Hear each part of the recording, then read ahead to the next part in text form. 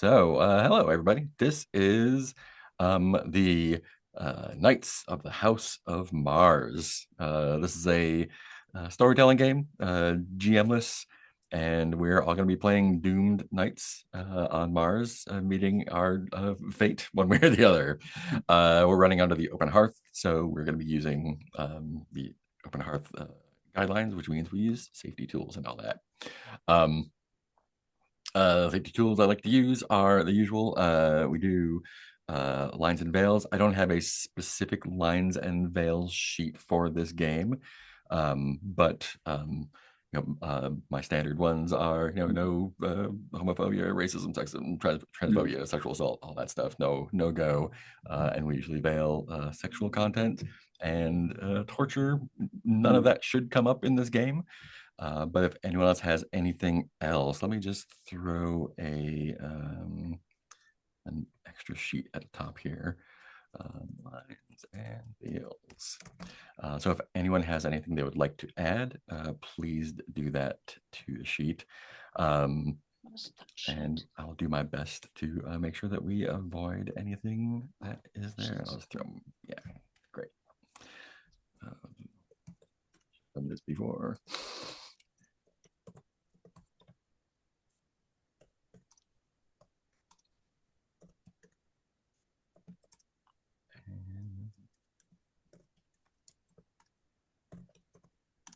Fantastic.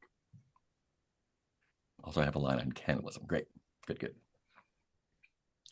Cool. And of course, that is a living document. We can update that as we go along. If we come against anything that we don't like, we'll also be using the X card. So if there's content that we don't want for whatever reason, whether it's someone bumps up against a line that we didn't expect, or we find something new, or didn't expect, feel free to exit out. We will reverse back up, remove that content, and work around it, and put that on the list for later. And we also use the open door. Of course, the game is the players are more important than the game, not the other way around.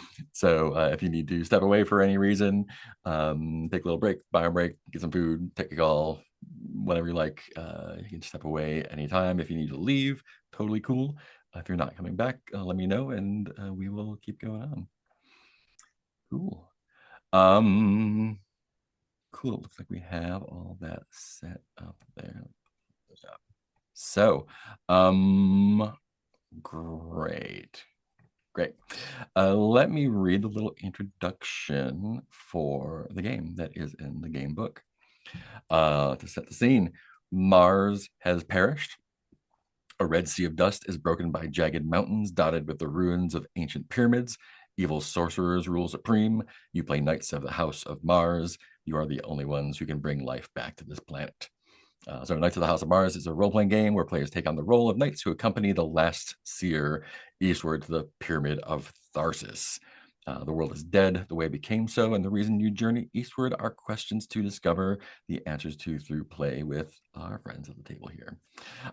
Basically, this is going to be using a character keeper, which I provided, a deck of cards, which we will use to make characters and resolve conflicts with, and we will be building our knights together.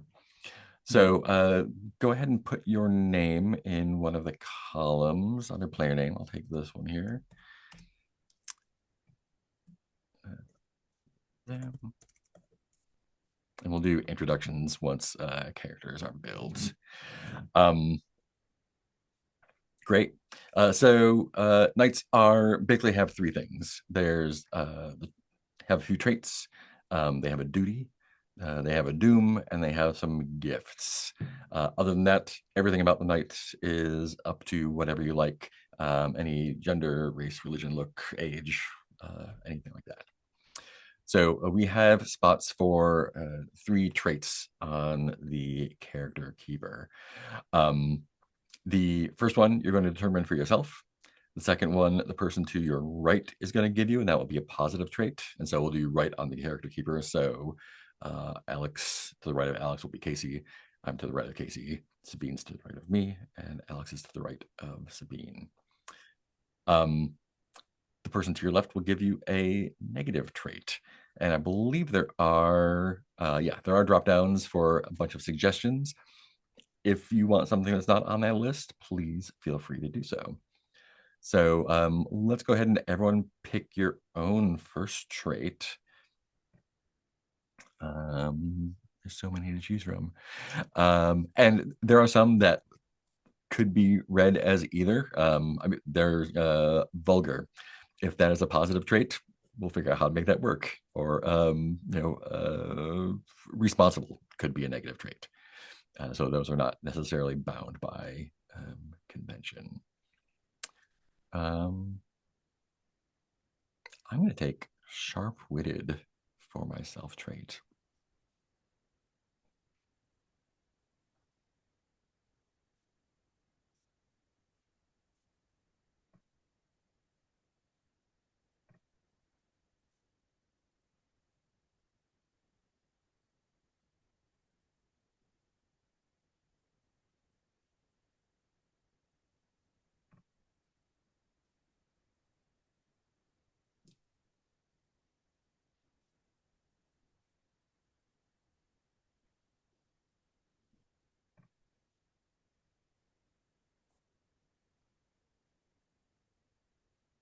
So many things to choose from. Yeah, when I realized it was like alphabetical and I was only in C, I just went pick something that yeah, just go with Yeah. something.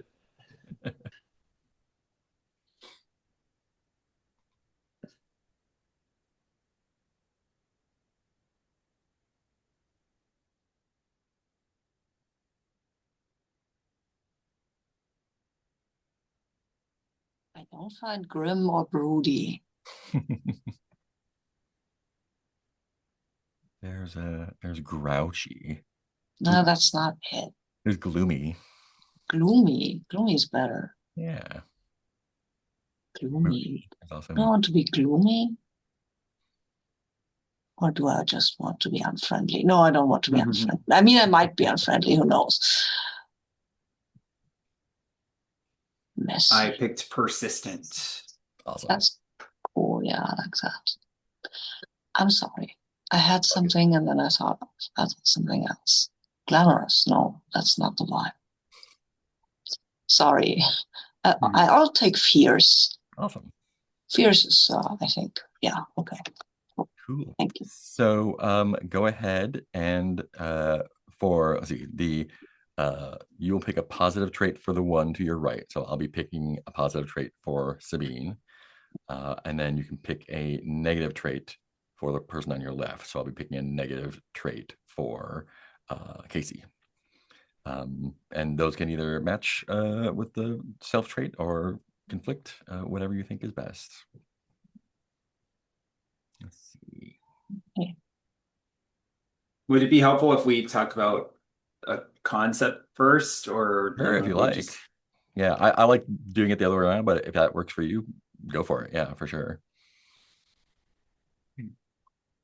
Yeah, I was thinking about playing maybe like an automaton night, Mm, where he's like, he was originally a human and then he transferred his consciousness and soul or whatever into a metal knight so he could continue to serve nice. the Martian kingdom or whatever. So I like that.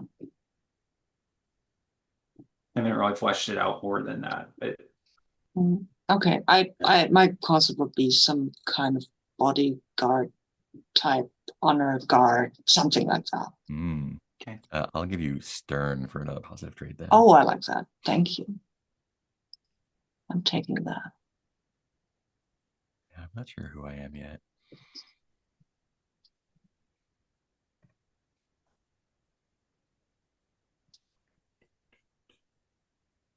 Sabine, would you rather be boastful or dangerous? Or Dangerous. yeah. Or the other one? Disrespectful is the other one. Like, No, that won't work for honor guard. Not okay. right. I'm going to give Casey the negative trait, honest. Ooh. See how that works. Nice.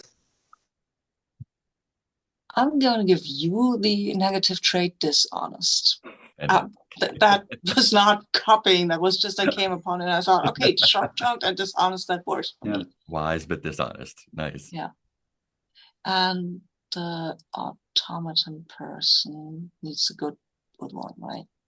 Okay, argumentative is not good. I will start. Mm-hmm.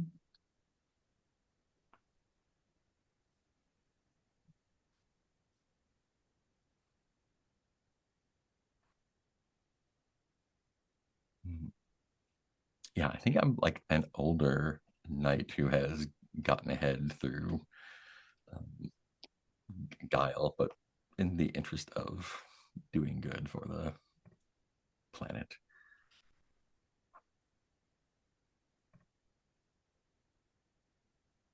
Wait, there's a trait called sad and I didn't see it. I'm gonna change my self trait. No, I won't. Oh, I got a good one. If you're okay with it, Alex, I'll give Damus reliable. I like that. Okay. He's like served multiple Martian emperors or whatever, throughout the years. Mm-hmm. So how would you feel about also being zealous, Alex? Mm. Yeah, maybe like very inflexible or, like hard to change his mind about things to his detriment. Yeah, I figure anyone who's willing to like transfer their consciousness to continue servitude is probably pretty Mhm. hardcore. Yeah.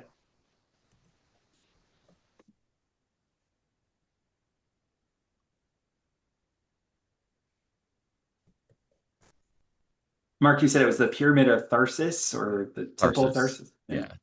Yeah, Tharsis, I think.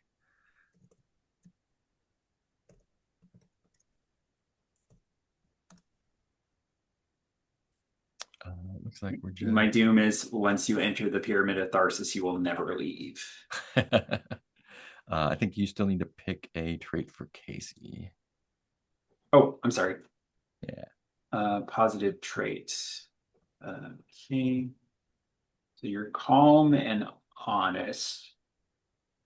And honest is the negative one.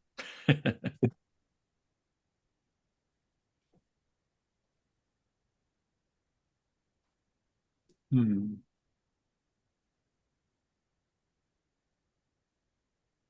I think you're also eager. Nice. We're also going to pick a duty for ourselves. The three duties are courage, justice, or mercy. Courageous knights are known for their stout-heartedness, their valiant nature, and their martial prowess. Just knights are known for being impartial arbiters, champion of balance, and skilled with the virtue of diplomacy. And merciful knights are known for their beauty, grace, and charity, their forbearance and forgiveness, and the skill of foresight. I think I'm definitely a justice knight.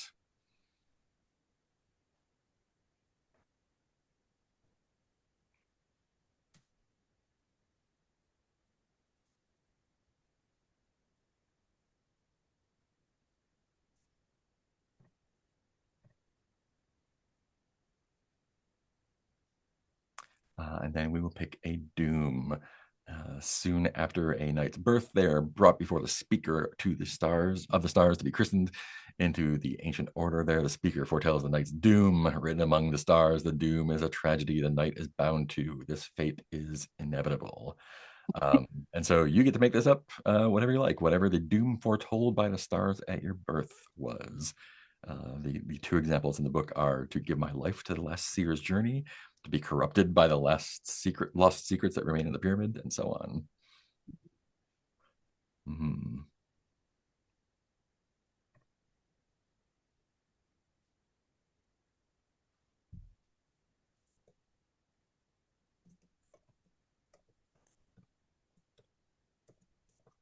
Kind of changed mine.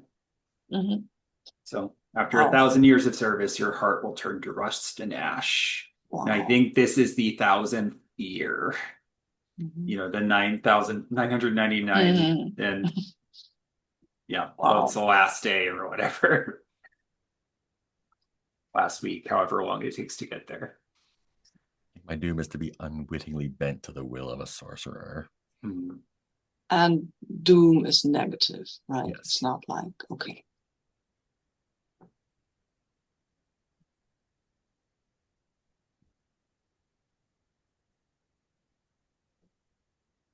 Mm.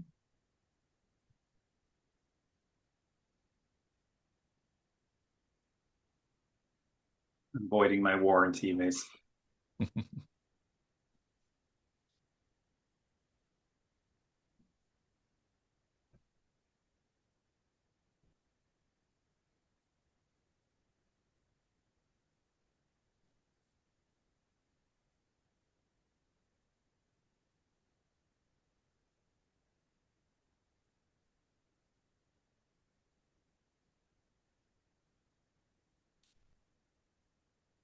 Nice. We have swords, right? We can, yeah. Cool. Great question because now we are getting our gifts. Mm. Uh, Upon the coming of their age, the knight is brought before the collector of the cosmos and is presented with gifts from beyond the stars. These gifts are foretold to bring the knight to their doom by fulfilling their duty. And so you can choose two gifts. On the data tab, there's a few examples, including plenty of blades. So yeah, you can pick one of those. You can make something up, whatever you like.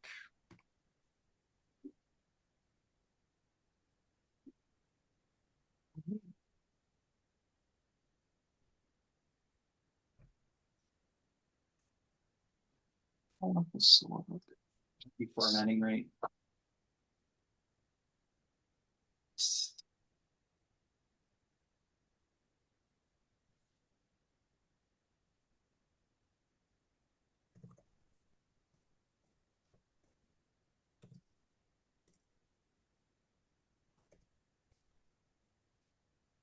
Oh, I can make something up, right? You Yes. said. Oh, I know what a gift I have.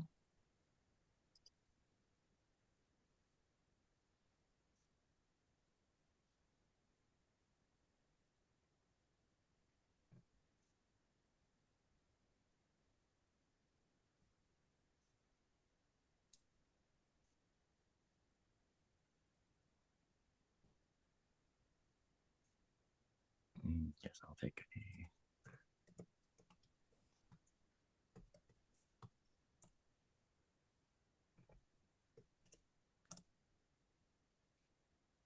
I'm taking a velvet mask that reflects only black skies and starlight, and a crystal dagger of glittering ice.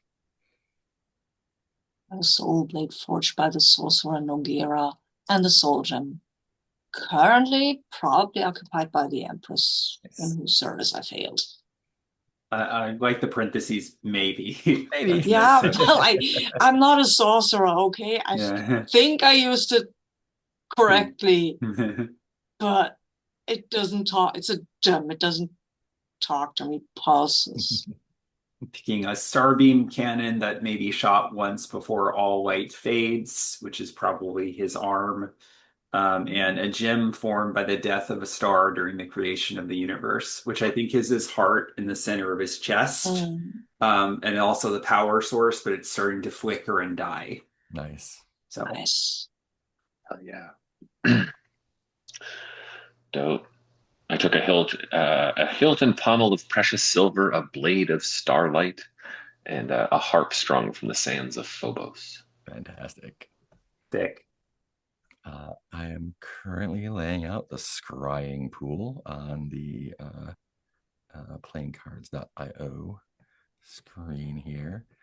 And this is what we will use to build our the pools that we are fighting against in conflicts. So got a bunch of cards out here. I think there's 6 per player. So we can have a whole bunch. 24. Yeah. And we'll be choosing from these, I believe, if I remember correctly.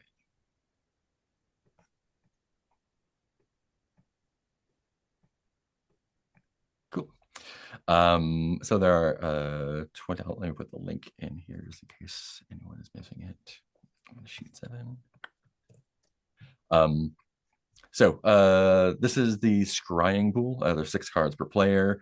They're all face up, and these are the cards that foretell our fate for the journey. Then each of us will take a hand of 5 cards. So if you want to, you can just drag 5 cards into your hand, and those should flip up.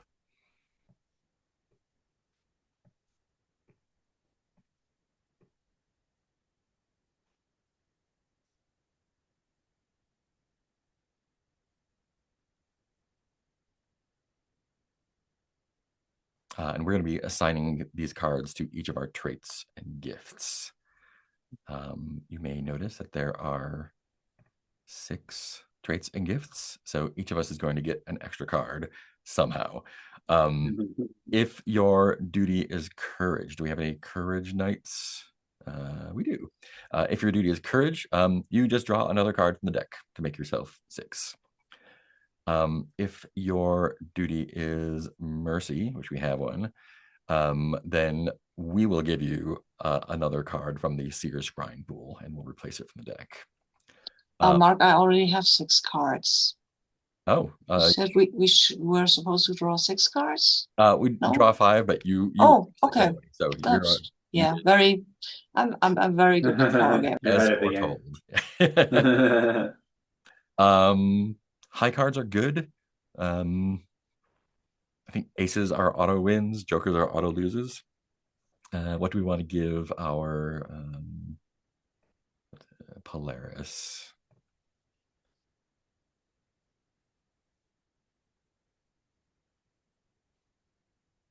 Well, we have a fighting chance with a jack. How about that? Want to take that jack into your hand?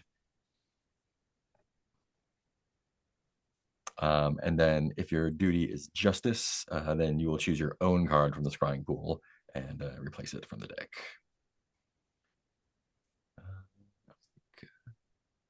Take one of these queens. Why not?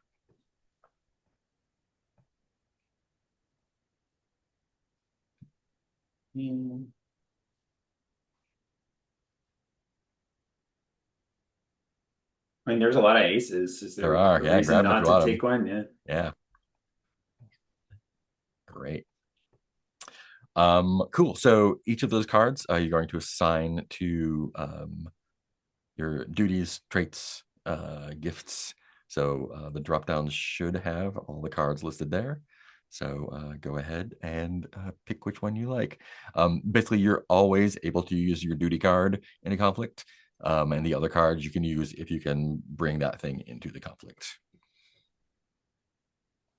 Is there a Oh, I reason would. not to assign just all the highest ones, or You should be assigning all of them, so you should have 6 cards to assign. Yeah, but I can always use the duty card. Wouldn't I assign the highest card to that, or is there a Yeah, reason not to do that? yeah, Okay, that's what. okay, okay, okay.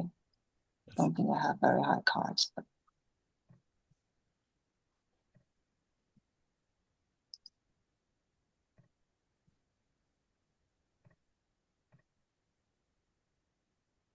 wait, sorry, I'm a little confused, Mark. Yeah, Because I chose a card from the scrying pool and replaced it from the deck. So shouldn't I have 5? you should have 6. So you draw 5, and then we're going to take an extra one. So we take them from the pool. So we took one from the deck. Oh, then I shouldn't have put the 2 back then. Oh yeah, if you have, yeah, you not replace it with one of yours. Replace it with one from the deck. Oh, okay. There, sorry. All right, so I'm good now. Cool. Let's see.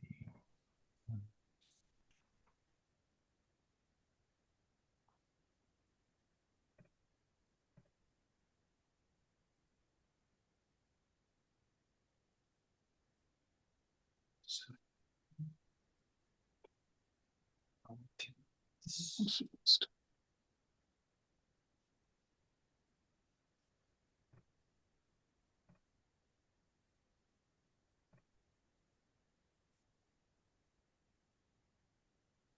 Do the suits matter? I don't think so.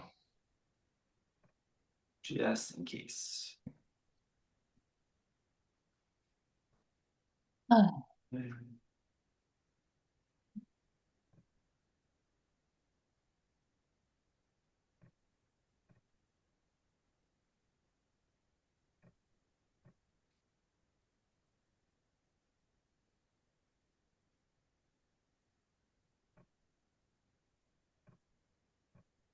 Alex, you have really good cards. Well, I have 3 really good cards and 2 Hmm. really bad cards, and Oh, one that's okay. kind of in the middle. Yeah. Okay. So you know what? I'm kind of breaking down, so maybe I'm less reliable actually. Oh,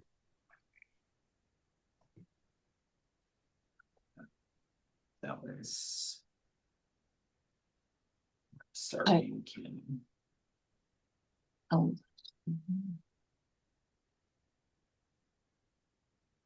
And yeah, the gym is kind of on its last legs too. Yeah, I'll switch that.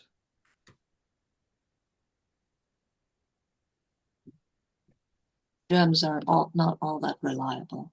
Yeah. I think that there's something wrong with that soul gem.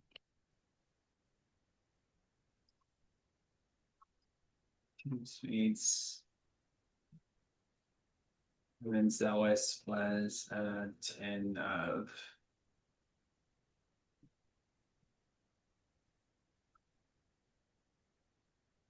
Yes, I'm literally like a glass cannon, you know? Cool. That's our nights. Let's go ahead Oh, and do a round of introductions. I'll go first. I'm Mark. I think I know everyone here. He and them, and I'll be playing Oberon. Oberon is a he, him. Oberon is an older knight who has advanced the cause through his wits and guile. His doom is to be unwittingly bent to the will of a sorcerer. His duty is justice. He is sharp-witted, wise, and dishonest. And Oberon has a velvet mask that reflects only black skies and starlight, and a crystal dagger of glittering ice. Sabine, why don't you go next? yeah, I'm Sabine. I use any pronouns. And I'm going to play Charon, he, him pronouns, who used to be an honor guard of the Empress, known for his devotion to her, and he carries her soul gem around with him. Or he thinks he does. Well, anyway, his doom is to die by a traitor's poison with the blade still sheathed. His duty is courage. He's fierce and stern, but he's also dangerous. He has a solar blade forged by the sorcerer Noguera, and before aforementioned soul gem with probably the soul of the Empress in it. But Cool. he's not a sorcerer. He doesn't. He believes it. He believes it. He's certain. Pop. Right. Cool. Thank you, Alex. Hi, I'm Alex. My pronouns are he, him. I am going to be playing Demos. His pronouns are he, they. He is an automaton who has served beyond death and served the Martian royal family for 1,000 years or so and transferred his consciousness into a metal body. But it's starting to rust and break down due to the gem in his chest flickering out, and he's on his last days. But because of his duty for justice, he is taking this one final mission to accompany the seer to the Pyramid of Tharsis. He is persistent, reliable, and zealous, and he has a star beam cannon that may be shot once before all light fades. Fantastic. And Casey. Yeah. And Casey, he, him for me. I'll be playing Polaris, they, them for Polaris. Polaris is just a young knight with something to prove, whose doom is to be lost to starlight. They are their duty is mercy, and they are calm, eager, and honest. And they carry with them a hilt and pommel of precious silver, a blade of starlight, and a harp strung from the sands of Phobos. Nice. Love it. Great. And these are the nights we're going to be journeying east to escort the last seer to the Pyramid of Tharsis. At the beginning of time, the seers looked out into the stars and gazed every future that ever was. The last seer has declared the final portents of your journey. Great. So the way that this game goes, we're going to play some scenes. We're each going to pick one scene. There's a list of scenes on the next tab there. So we will each pick one of these scenes. They don't have to be in order, but I think they are more or less in a sensical order, but you can do them whatever order you like. We'll basically just role play until a conflict comes up. We set the scene by saying who's there, what it looks like. If there's a conflict, we'll set a goal for the scene, what you wish to accomplish. Maybe talk about how it drives you closer to your doom. And we'll play our knights along with you. We might also play NPCs if they come up, the seer or whoever else. At some point during a scene, the conflict will arise that we need to figure out how it settles. And there's a card mechanic for that. We'll talk about that when it comes up. So after the first round, we will have arrived at the pyramid. We will do another round of scenes where we confront our dooms and do conflicts again. And then we draw some cards at the end to see how everything turns out. And that's the whole game. Mhm. So the first thing we're going to do is, you know what, let's take a little 5-minute break, and we'll come back and jump into some scenes. How about that?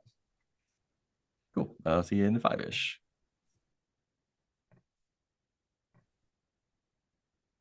Cool. So, does anyone feel like they want to jump into one of the first scenes? No, but I have a question. Yes. When you say conflicts, do these conflicts have to be between the characters, or can they be between the character and the seer, or some outside evil or not so evil? Yeah. I think they can be pretty much whatever you want. Okay.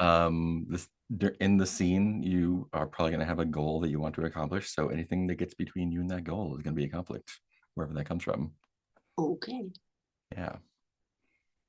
Yeah. So the list of scenes we have are an intimate scene at the campfire in the Forest of Broken Dreams, a one-on-one heated discussion outside the Tower of Blackened Ice. The caravan is under attack within the Temple of the Fallen Stars. Discovery of the mysterious location at the Doom Prism of Exalted Light, being pursued through the desert of the Chaos Plains, and a secret revealed at the steps of Tharsis.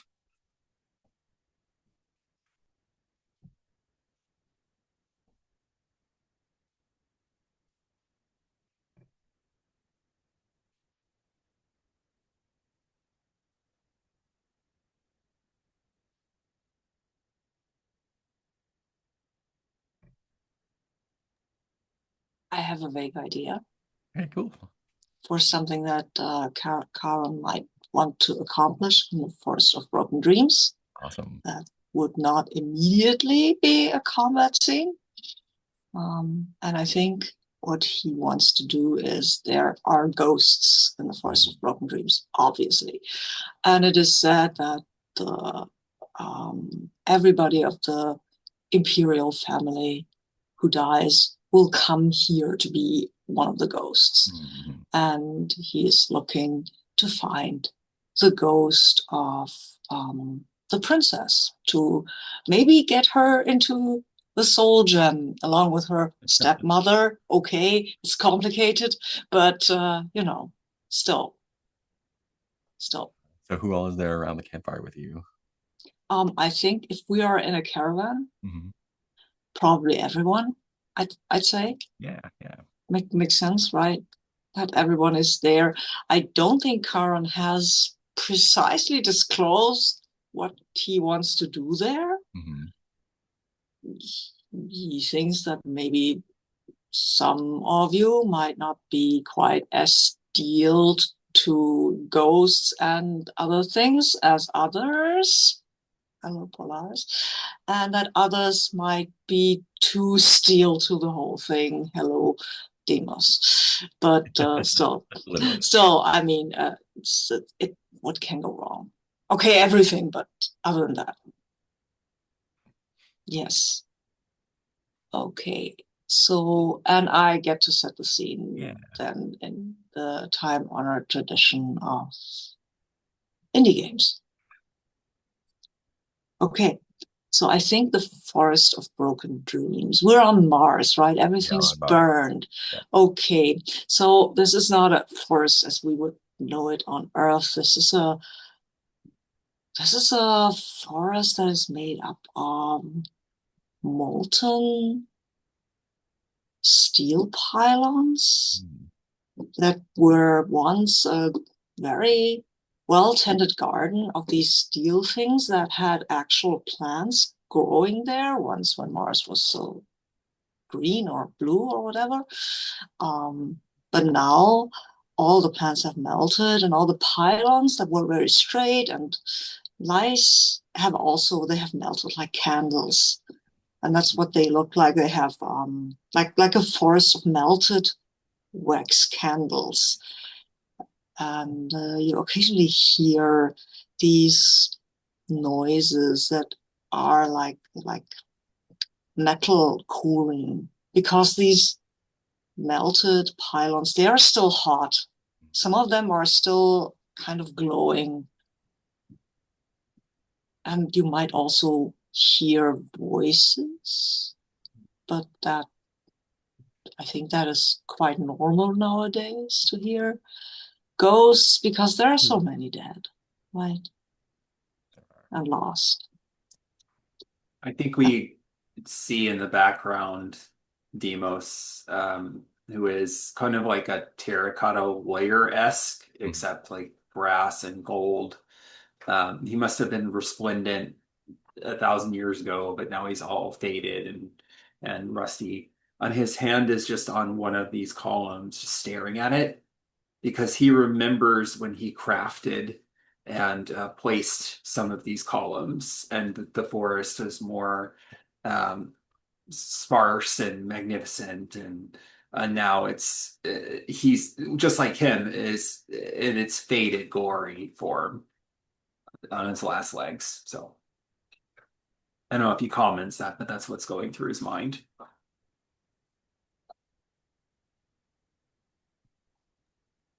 Yeah, I think Oberon is, I mean, if we are around the campfire, I think this is, I think the journey is, it is going to take a toll on him. And I think he is conserving energy for the long trip, and just kind of working the coals and staring into the flames as kind of wait for night to roll on. Yeah, I think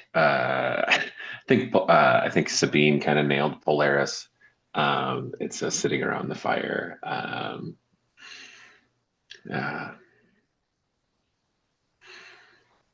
I don't know why we had to stop here.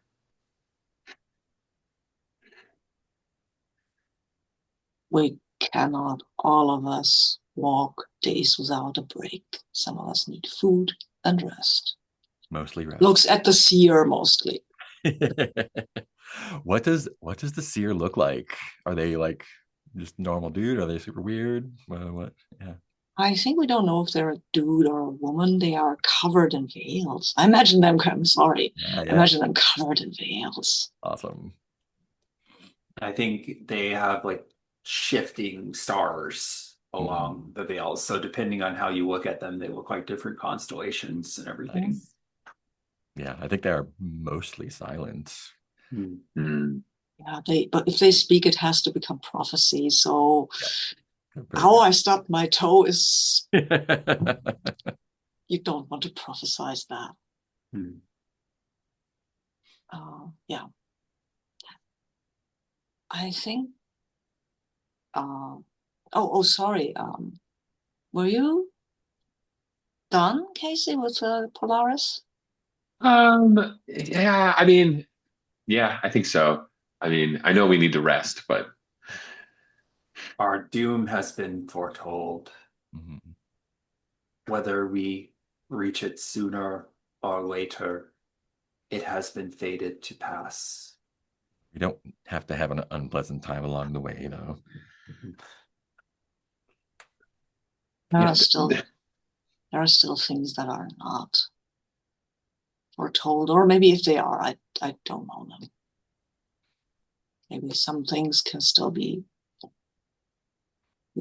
left in a better way than they are right now.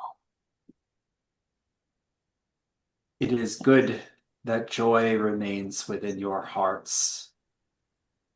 My heart has ceased to beat long ago. It is not But joy. It is not joy, Damus. It is duty.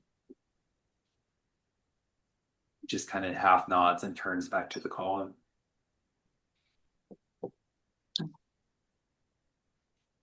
And Do you Karis, sorry. go ahead.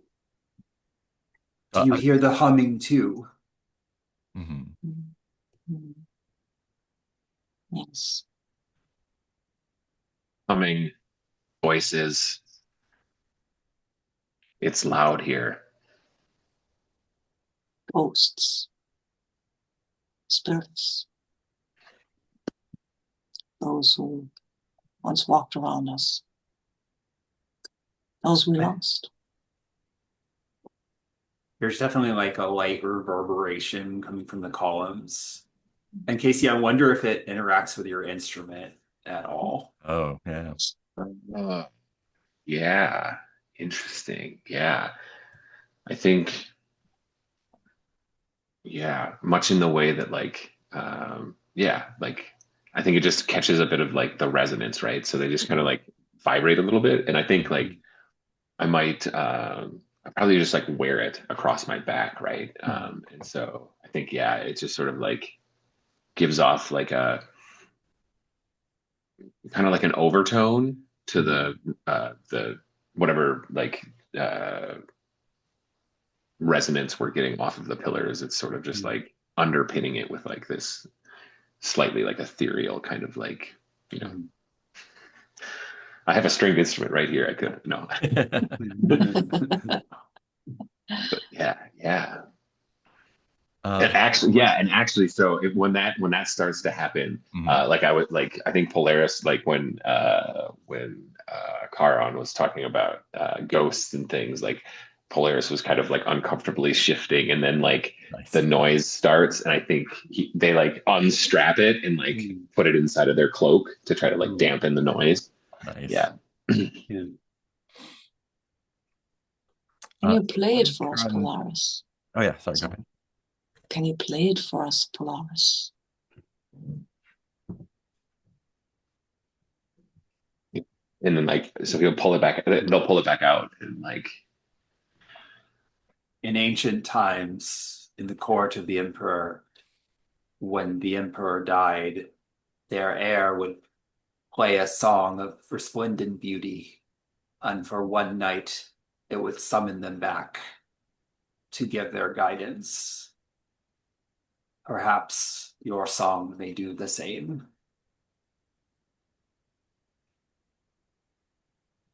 perhaps it is the song of this place Mm. and like just holding it out and like pushing it towards one of these pillars and it like starts to get louder and like um instead of like starting to like play it like a harp like you would pluck the strings, I think instead Polaris is like using that resonance that's coming off of the pillar and then like fretting the strings with with their fingers, if that makes sense, which I guess would kind of create more harmonic noises, right? So,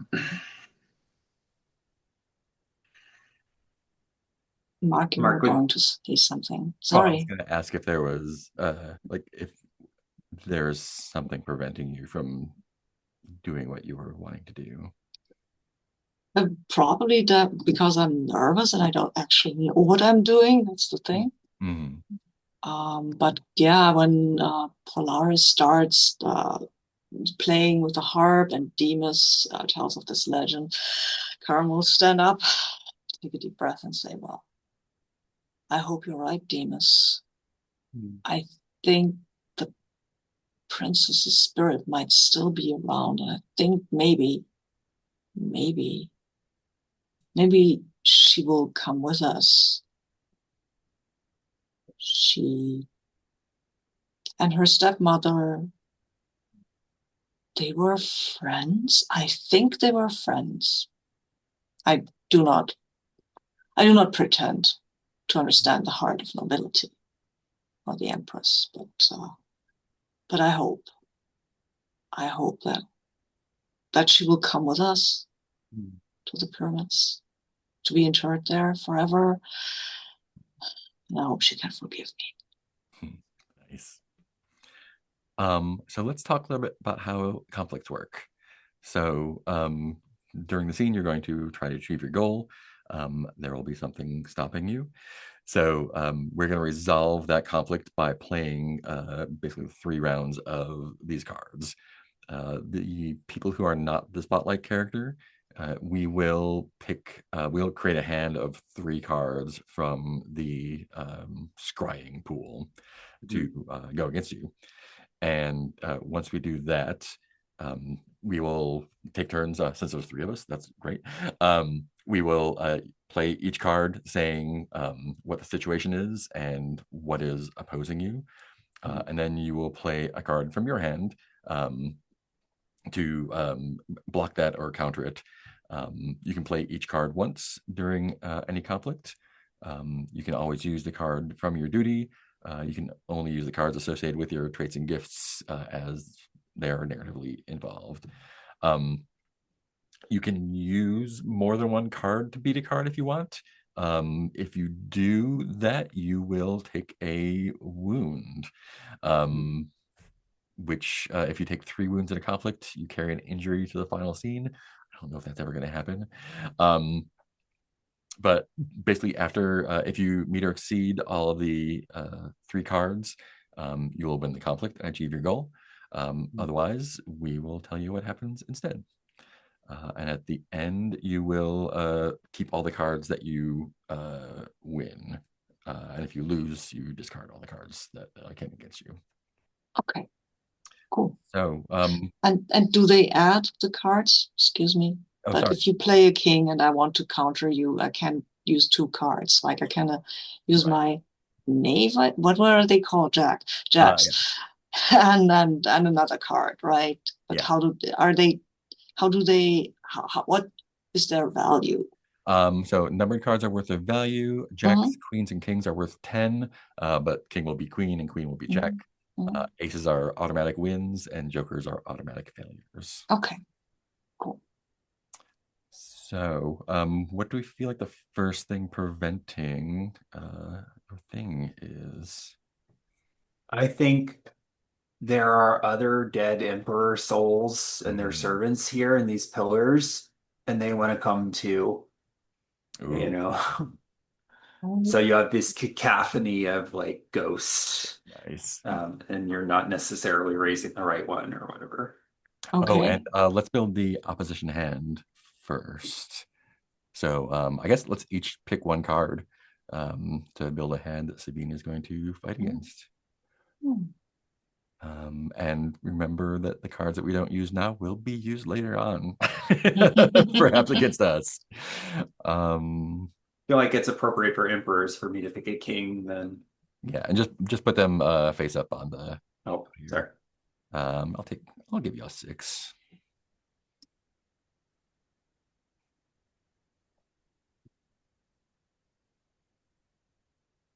Okay.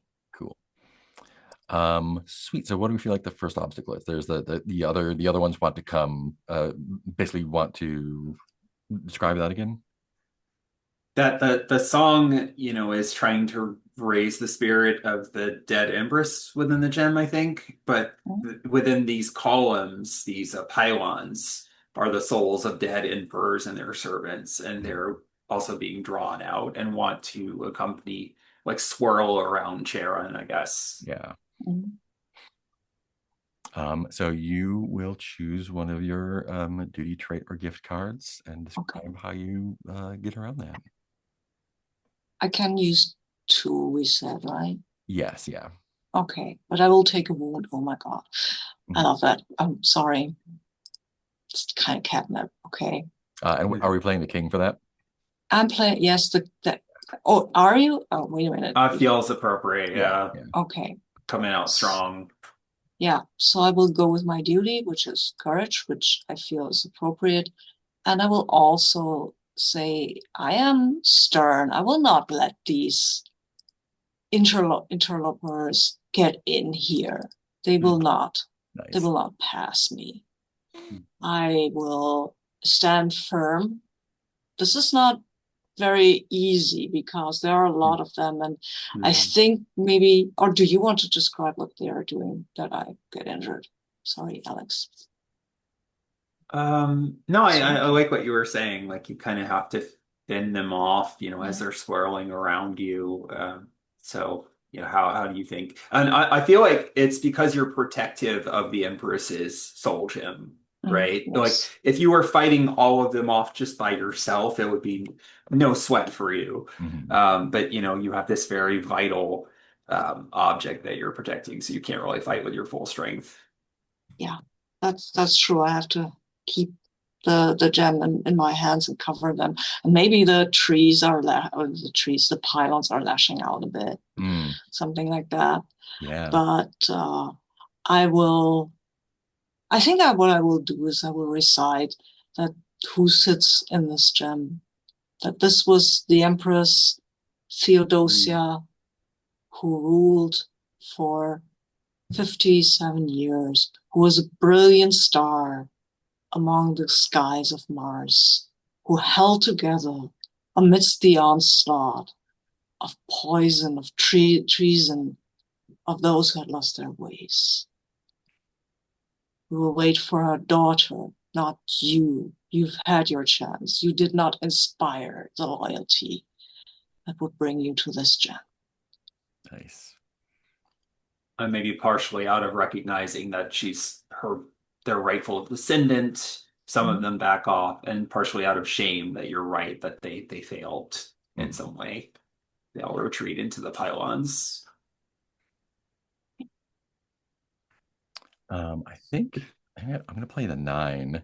And I think the dead royalty here, they also had their own knights, and I think the ghosts of those knights are coming out to like physically try to impose their will upon you, and they manifest their ghostly. They have their ghostly star swords and whatnot, and they say like if our lieges cannot join you, then no one will leave here. And Hmm. press the attack with that 9. Okay. One question. If I have another nine, I think that's when the suits come in, right? A 9 will, as long as you meet or beat it. Yeah, so a 9 will, Oh, regardless as of. long as I meet. Okay. Okay. In which case I will use this nine. Whoopsie. My own sword, my solar blade. Fantastic. Obviously, I mean, those Yeah. ghosts. How do they look, the ghosts? What do we see? I think they're like Force Ghosts but red. Basically they kind of like swirl up out of the like the dust and the orangish sand, and kind of like that's how they take on their like physical form. They are like actually, it's not just like a spiritual attack. They are like their ghosts are kind of like scooping up the sands and uh, embodying themselves that way. Because they're from different ages too, like they have all different types of armor Yeah, and weaponry, some of them might look like Demos and some of them look closer to Polaris and Oberon and stuff. So Yeah. But then, of course, Charon has the solar blade by the sorcerer Noguera, which he will proudly proclaim. Um, and I think when he proclaims that this is the solar blade forged by the sorcerer Noguera, it will start to shine nice. very brightly. And I feel that will drive away some of them, but there will be a bit of a fight. So Nice. we have a bit of special effects budget, and we need to have we have swords, of so we need to course. have fights, right? I mean, come on. Okay, what's the last one?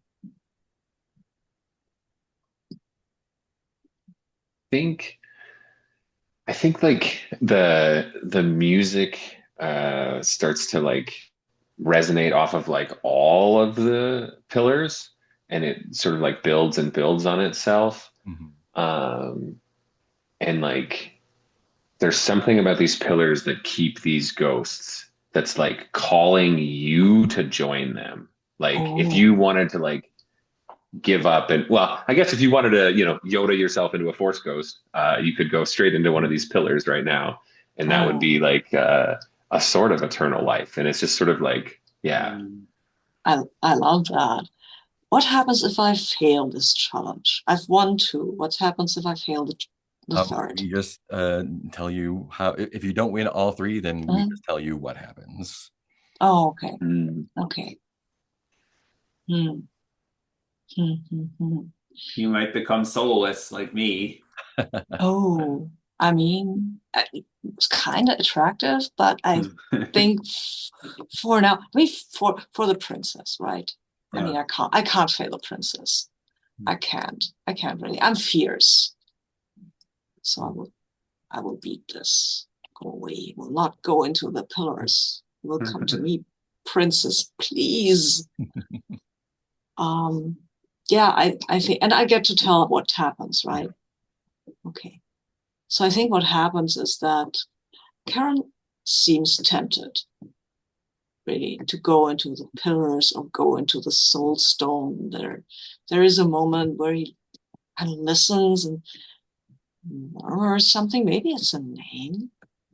But then he shakes himself off and lifts the sword, lifts the gem in the other hand, and says, "No, no, please."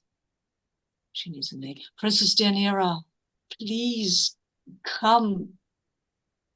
And then I think amidst the harp, there's this weird harmony. And think um I think she won't come with him. Mm. I think there is a sudden discordant noise and a scream of anger and rage. And I think you hear the voice that says, "I would rather become as all of these than to come with you and my stepmother." Awesome. We can call that scene there then. Yep. Um, What happens with the cards? so since you succeeded, you will take the cards that you beat and basically put them in your hand. Okay. So those aren't you're not going to be using those in future conflicts, but you will be drawing from them at the end to determine Oh, your okay. ultimate fate. Okay. Oh, Put, nice. I'll put them separately then. Yeah, you can put them all in your hand because you're going to be drawing from that full hand if you want to. Yeah, Just okay. yeah, just keep track of which ones you're using on your. Exactly. That's what I'm. Yeah. Yeah. Yeah, so Okay. basically at the very end, you will take your hand plus all the cards that you beat, Mhm. and draw one. And basically, what you draw is your final fate, and the high cards are Oh, good and low cards are bad. So nice.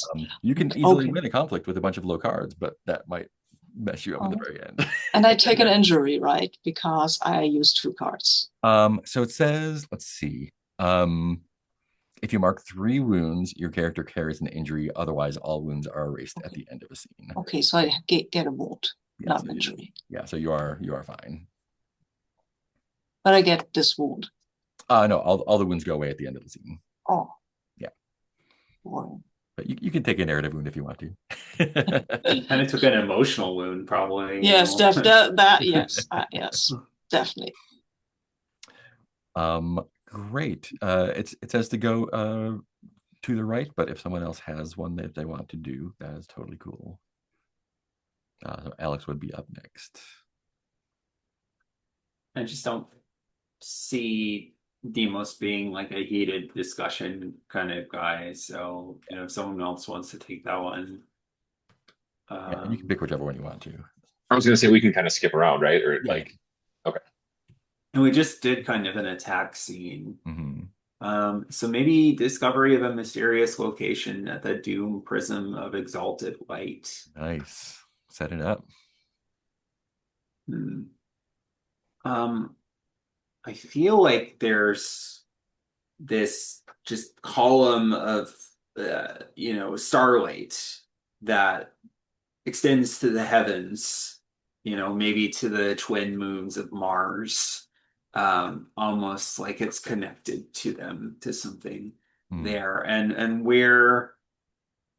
we're there, but mostly the seer is there, and he's doing something to try to interpret, where our next path should be to get to the Pyramid of Tharsis.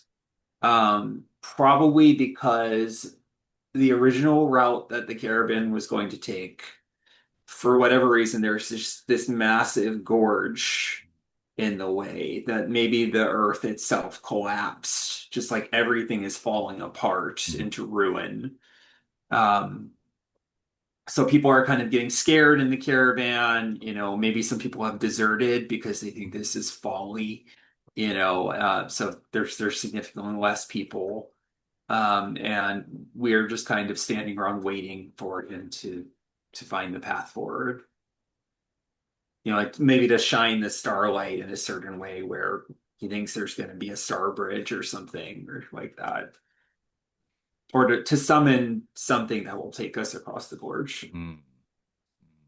But people are losing faith. It's been, multiple, maybe it's been an entire day that people are just kind of standing around while waiting for something to happen. What do you think your goal for this scene is? Um, find a path forward, basically, Yeah. before people just give in to despair and apathy. Mhm. Do you feel like we have like the caravan is like we have like retainers and like other folks in the caravan, or is it smaller? What are you guys thinking? I was originally thinking smaller, but I like the idea, like that you said it, like we had people like there's enough people that some can leave and like we Yeah. still have a caravan. Yeah.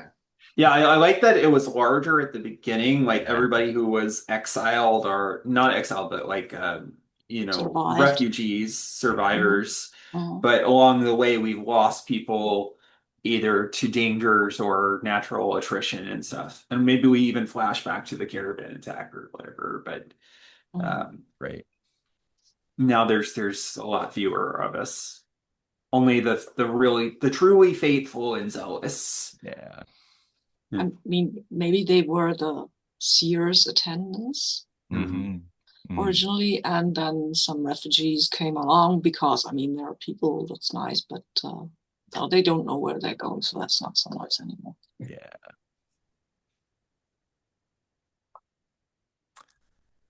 Mm. I think maybe the conflict is even just like, the remaining people in the caravan are like, this is folly. We followed this Oh. strange seer into the desert. He hasn't said more than 5 words to us. You don't know where you're going. We're Mhm. out of food and water. So do they just all abandon us and Right. we're left alone? So the goal is to keep our caravan together, and if we fail, Yeah. we get that's awesome. I love that. Let's build a hand for him. I'm gonna give you one of these threes.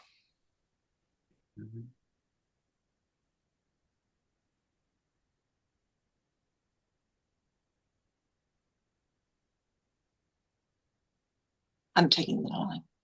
9, damn it, I can't talk. Mhm. Queen. So who's the like chief person arguing for abandoning this? Like, is it one of Oh, our squires? Is it like one of the seers' apprentices or something? I think it's maybe like one of Oh, the refugees. You're like, Hmm. why are we Oh, following them? Like Hmm. I don't feel like we're better off now. We should go off on our own instead of following these guys to the evil sorcerer before pyramid. before we get into this, do you have a squire? Yeah, that'd be awesome. I feel like Demos had attendance in the sense that they would Mm, keep him from rusting. oil. Like Yeah. they'd go and supposed to oil him up every day, keeping his weapon sharp and stuff. But there's fewer and fewer of them over time. So, Yeah, so I would uh, say that it's some loudmouth person who just came along who's like trying to talk everyone into like following them a theoretically safer way instead of going with us. And they're just like trying to rile up the crowd and get everyone against them. And I'll throw the 9 for that. I think it's worth a 9. I think I will counter with being zealous, Mm. which is my negative trait, actually. But he's just very stubborn. So we have followed the seer this long for generations. They have their prophecies have always proven true and right for good or ill. If the seer says there is a path forward, then there is a path forward. And nothing they can say can convince him otherwise. They make all of these kind of arguments and entreaties and stuff, but he just keeps repeating the same thing. Yeah. And that's the 10 you're using. Mhm. Cool.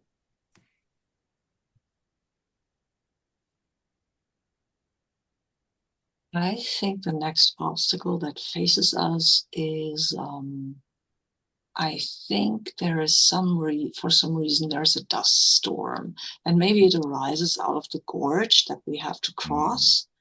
But what it does is obscure the starlight that the seer needs to make prophecies with. And I think that is even more dispiriting to the people, because now what? I think even the seer seems to sits down and stares at a bowl of water, trying to catch the reflection circling them, just to get some just to get some idea of what prophecy will avail them now. Mm-hmm. What card are you using? Oh, I'm using I'm the oh, you used the 9, right? Mhm. I think I think this is hard, right? So it should be the queen. Yeah. How do you fight a sandstorm? So, we're all obscured in dust and nobody can see anything and people are just like cowering. Everything is darkness and shadow. And then this light pierces almost like parallel to the, column of light that the seer was doing. It's like in conjunction with it. And I have sacrificed my starbeam cannon Nice. to provide light for the seer to be using to complete his calculations, which is a big sacrifice because again I could only fire it once, and maybe my light in my chest starts to flicker a little bit.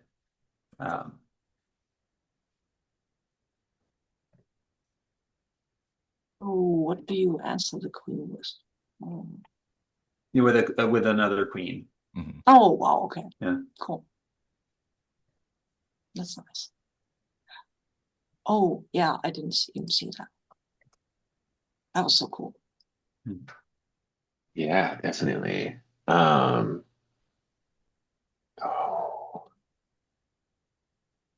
I think there's like there's some remaining uncertainty, some remaining interference, and so um, when the seer like communes with the starlight and makes everything happen, we get two projected bridges across the gorge, and like we have to decide like left or right or whatever, right? Yeah. Yeah, and there's all sort of debate and fear that, people are like, well, what if we choose the wrong one and we plummet into the earth, or it takes Mm-hmm. us into a shadow realm from which we can never escape. But while they're debating, Demos just plods forward, stomp, stomp, stomp, and without even, any kind of doubt, steps forward into the gorge, and his foot lands sort of Indiana Jones style on the bridge. Nice. But what people don't see is that, as they're cheering and having faith that they never should have doubted the seer, his gem flickers just a little bit darker. Like maybe he had to even like give some of the light into the bridge so it had solidarity. So I'm going to use reliable and the gem. Nice. So I would take a wound. Sweet. But again, it's just narrative. So yeah. Cool.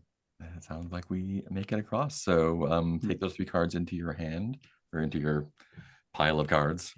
Mhm. Is there anything you want to cap that off with? No, I don't think so. Cool. How does the seer react, I guess? Oh yeah.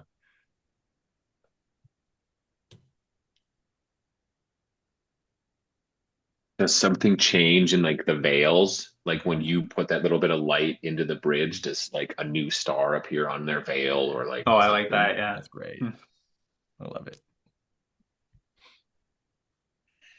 Okay, it looks like Polaris is up. Yeah, something. Yeah, I mean, um I think on the other side of the bridge is the chaos plane. Mhm. And I think something has followed us from the moons. And we are being pursued through the deserts of the chaos plane. Nice. Is What? it like a star dragon or, Yeah. like Yes. Yeah, yeah, yeah. hell yeah. Absolutely it is. Yeah, yeah, yeah. Yeah. I was already talking about it earlier today.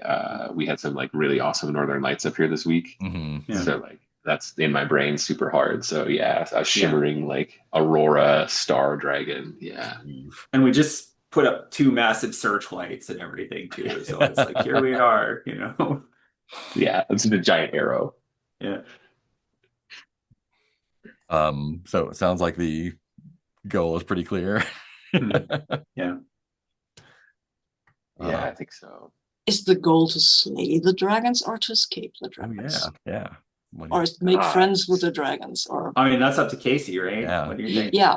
Okay, so to overcome the dragons basically in I whatever think way. so. I Okay. think I It liked would be the pretty metal to make friends with it with the power of Yeah. music, Yeah, but I mean, you yeah, can use any kind of solution that you want. Polaris, they have a harp, so Yeah. Or I guess that's more prog rock, but whatever. they can charm a dragon. Yeah. Let's give the. I'm gonna give that dragon an ace. Feels appropriate, yeah. Yeah, I was also going for that, but Oh, go hard. I'm not worried. nah, Someone's gonna use them. So. nah. Um, I'll be kind and use one of our 3/6s. I might be a bit of an asshole and use a joker because That's then you will fine. have it in your hand. Yeah. Ah, yes, yes. Fair enough. Yeah. That's nice. Or actually, since there's an ace there, Mhm. do you have an ace to beat that with? Me? Yeah. No. Then that ace is gonna win. So that joker Yeah. is gonna get discarded, Oh, which is nice. oh, Oh, okay, interesting. okay. Okay, I Oh, see. okay. The ace is gonna win no matter how much you put up against Yeah. it. Hmm. Oh, okay. In which Which case again that feels entirely appropriate, so that's okay. fine. Yeah. Then I'm taking a 7 here. Hmm. Cool. Does anyone want to narrate the first bit? Yeah, Well, first challenge. I can start with it, sure. I think the first challenge here is that you see the dragons coming. They are, I mean, you see, actually, what you see is these lights on the horizon, these bands of lights, these shimmering things. And the seer says with this graven voice, the dragons are coming. And that will probably lead the people to panic a little because, I mean, dragons, okay, knights, cool, but one is falling apart, the other is Yeah. old, the other is young, and the third one is kind of mopey because whatever princess shit. Okay, so I think the first obstacle you have is to keep the people from running Yeah. willy-nilly in all 5 directions, and one of them is trying to take the seer with them. Mm, Probably the guy who was the troublemaker earlier, and I think his name is Apollo. nice. Mhm. Needs a name. I Which card is think, that going to be? yeah. Just in the background, And Demos is like raising his arm, and then the light kind of flickers and goes like, "Wow." And just hoping it would fire twice, but it doesn't.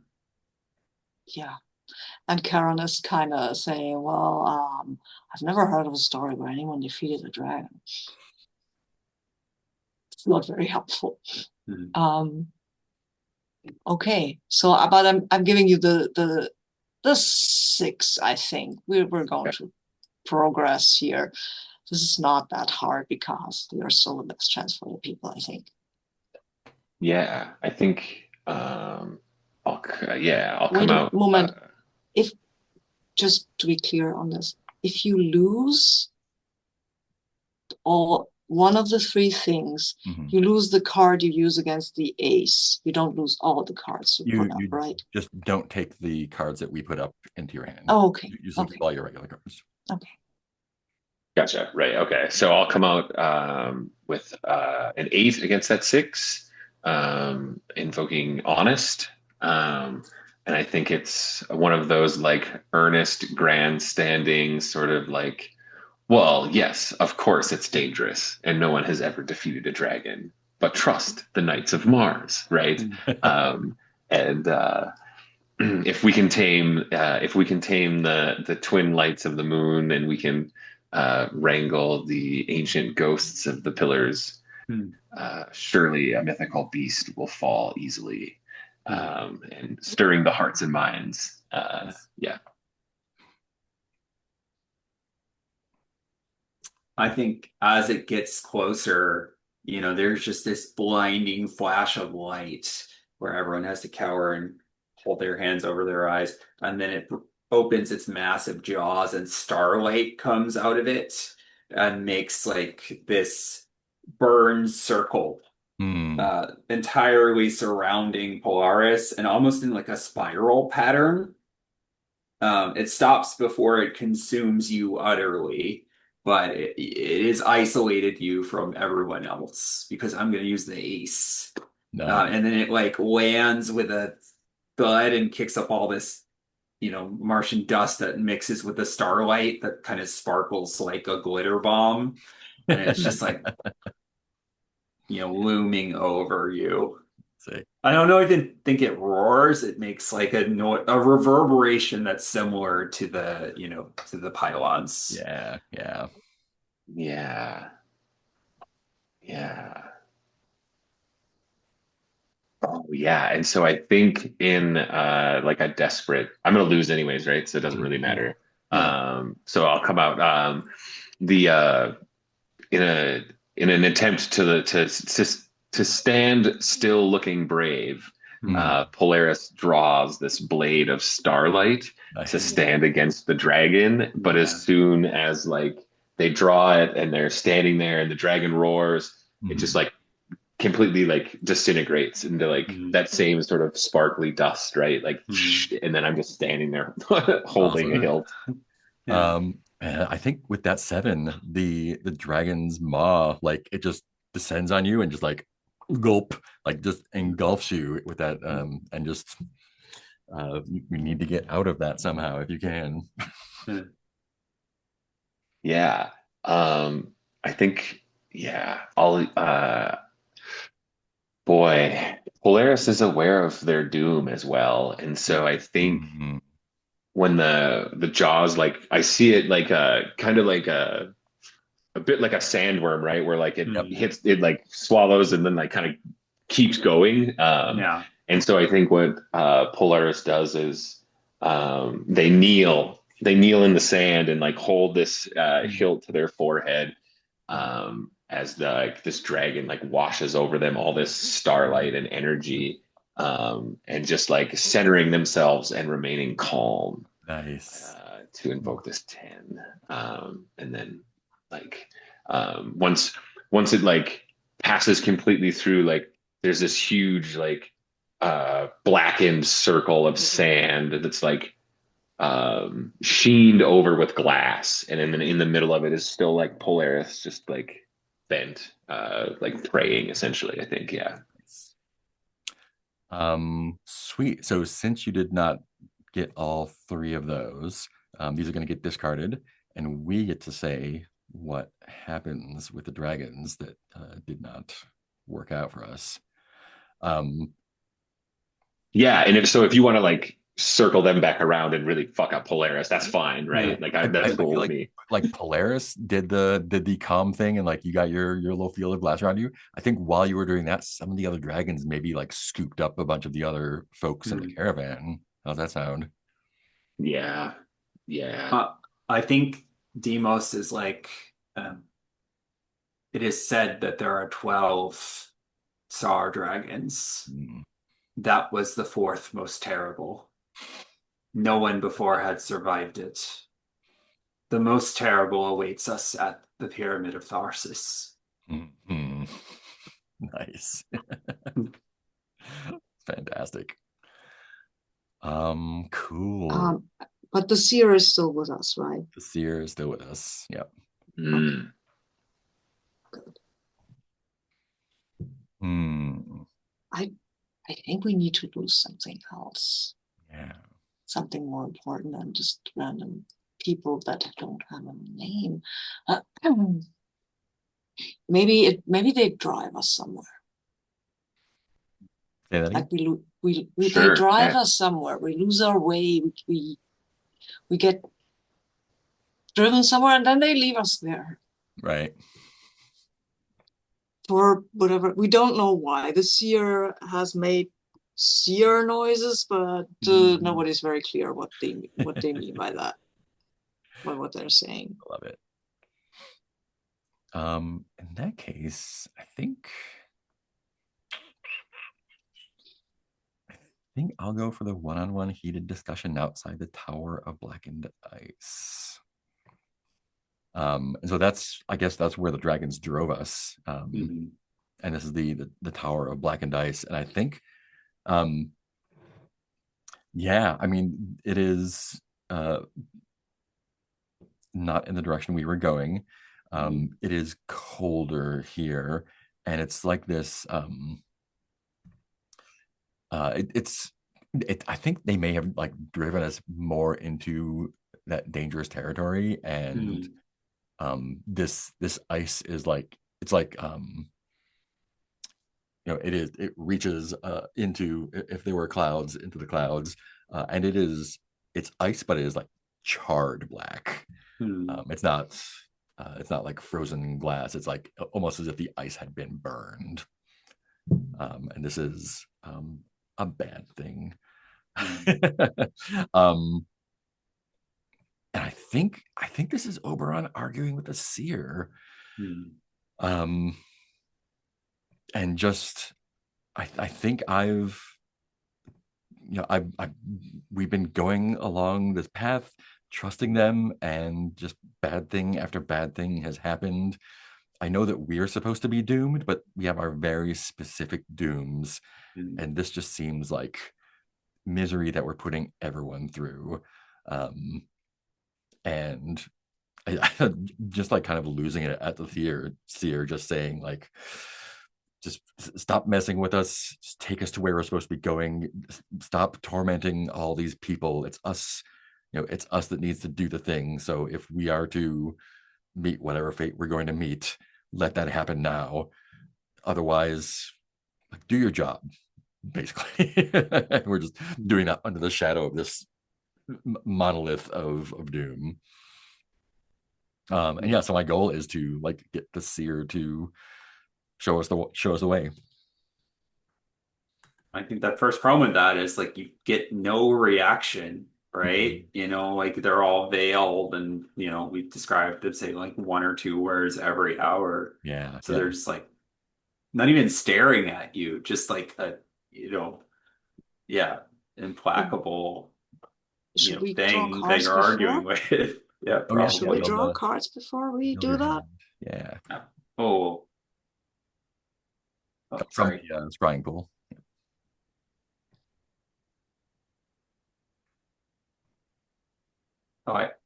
Oh, from the scrying pole. Yeah, Uh, sorry. Um,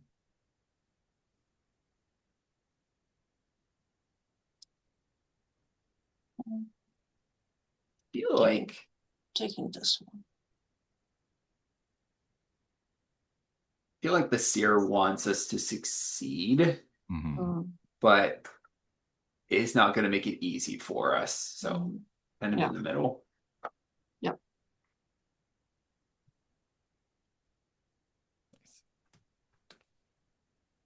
Um, cool. So is the first obstacle that just the seer is implacable.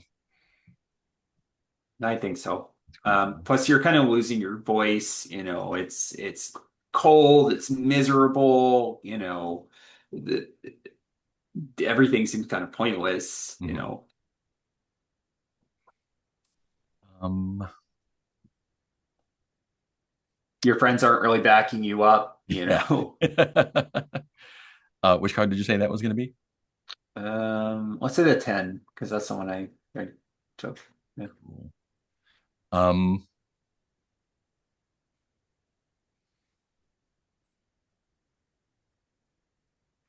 I think I'm appealing to his sense of justice, just saying, um, after I've kind of yelled myself hoarse a little bit, coming close to where I assume their face would be, um, and just like trying to basically bargain, like, I know that you've seen everything that is to be seen, and what is going to happen, but we must also be able to choose our own fates. And I know that you don't control what happens, but at least allow us to meet our fates on our own terms. I think I'll bring that king from justice up there. I think the seer leans in a little close to you and very slowly with their gloved hand pulls their veil slightly aside just so you can see the outline of their lips. Mm, And they lean in and they whisper something to you, which I'll leave open for the others. I think they point towards the tower of blackened ice. nice. I think I have an idea of what they're saying. They're saying, it's your choices that brought us here. Speak them, then we can go on. The past chains you. Mm.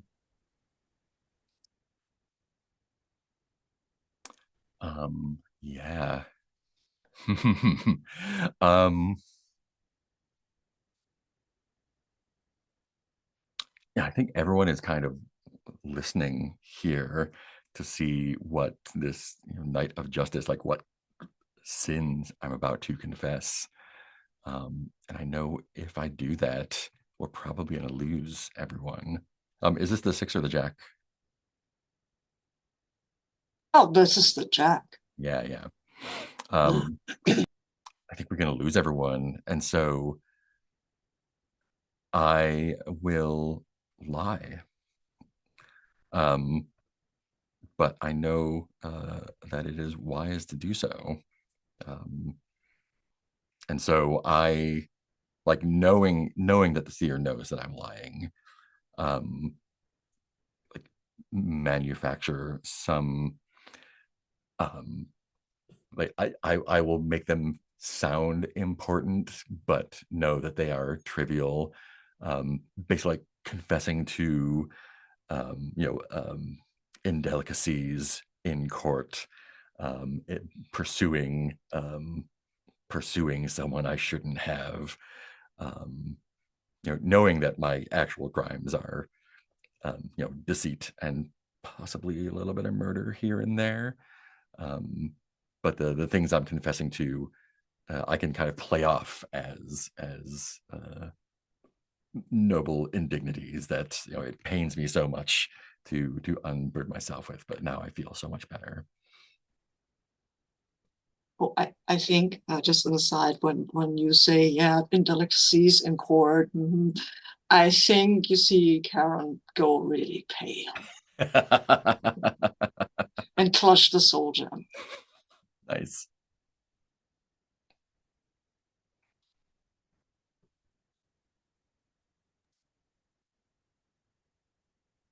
Like I should have picked a higher number for the idea I have, but that's okay. I guess you're just gonna have an advantage somehow. So I think what happens is you start to feel this chill um, on your like face, yeah, on your face, um, and you can tell that the stars and the pattern on the seer's veils are starting to reflect in your mask. Mm-hmm. Like they're pushing in to take over somehow, or like they're like feeding an influence at you. Oh, Um, yeah. yeah, Um, yeah, and I think I'm not sure what to do because I've had this mask for a long time. It's become like part of me basically.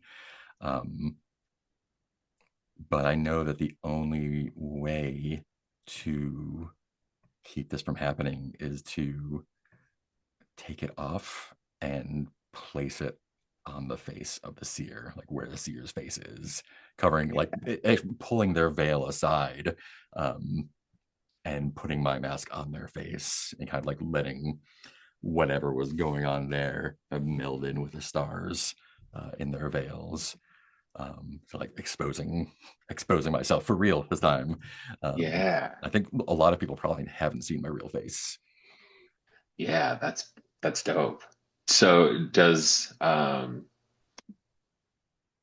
Oberon or does just the camera like catch a glimpse of what the seer's like visage is behind all of the Mm. veils, or does it still remain like shadowed Oh, and so we don't I think know? because like when I pulled it aside, we saw the seer's face, Mm. and then I take my mask off to put it on theirs, and then after all that stuff happens, then we get to see Mm. Oberon's face, and I I kind of like think that it's it's shot from very behind similar. the seer, so Yeah, like, it's implies that Oberon saw their face, but not the audience or whatever. yeah, and I think Oberon's face is very similar to the seer's, like Yeah. older or Mm. younger or weirdly both Yeah. somehow, and Oh, that's cool. I like that better, whether actually. that's because like the seer was a reflection of me or that we're linked some other way is unclear. um, but I guess that has like putting my face on the seer um, has got them to lead us onward to the pyramid from this place. I mean, what's more honest than being vulnerable and exposing your true self, Yeah, right? yeah, and now everyone sees, Yeah. so we're on the way. Sick. Sweet. So I'll take those cards into my hand for the final draw. Great. Oh, and we can stack them in there. Great. Cool. And that is our initial round of conflicts. So, let's take another 5 and we'll come back and do our scenes with the Sorcerer Supreme at the Pyramid of Tharsis. Sweet. See you at 5.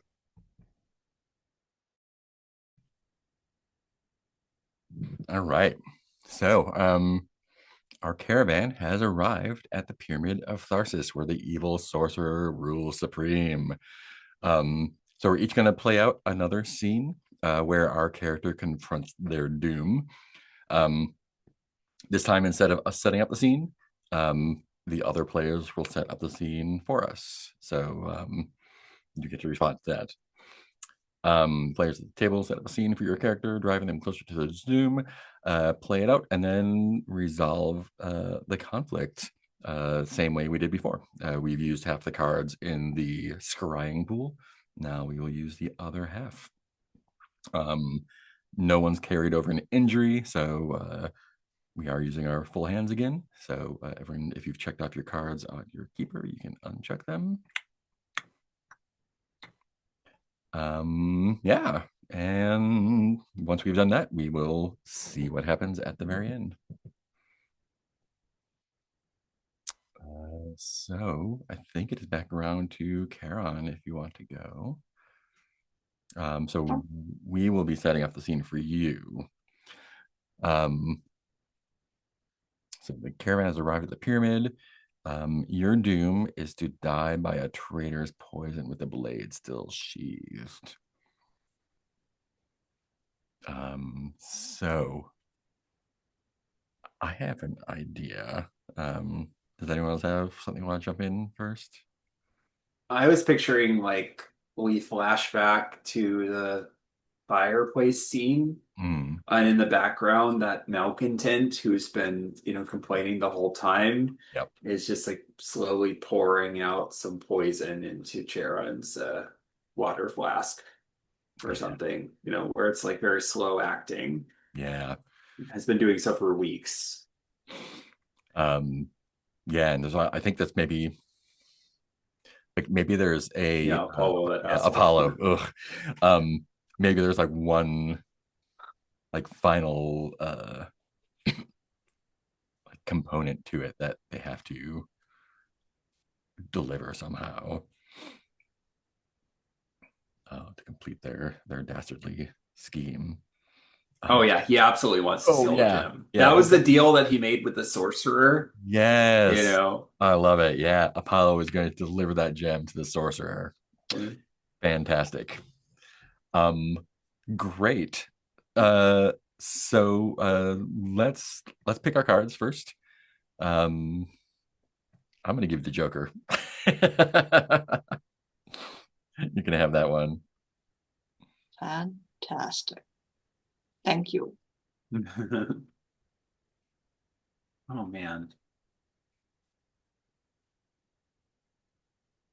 Um, I don't want all the others to be too easy, so I'll use one of our lower cards. Nice. Um, so I think the first conflict is, and I'll put the Joker up for that because you're going to do it for sure. Um, like how do you discover that you've been being poisoned?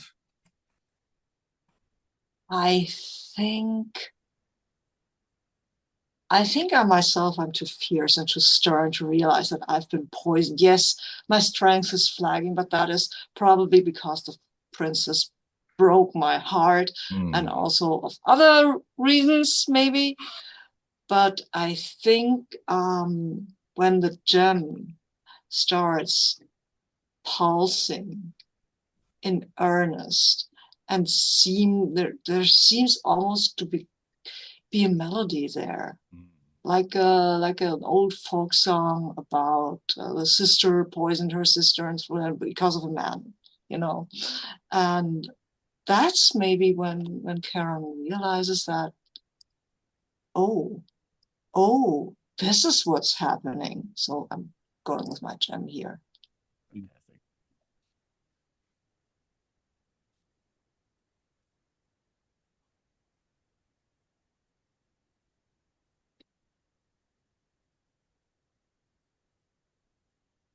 Yeah, I think like Apollo can't help revealing himself and gloating.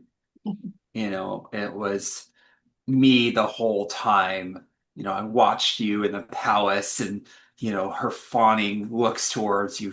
You never deserved the princess's love, you lowly, pathetic commoner.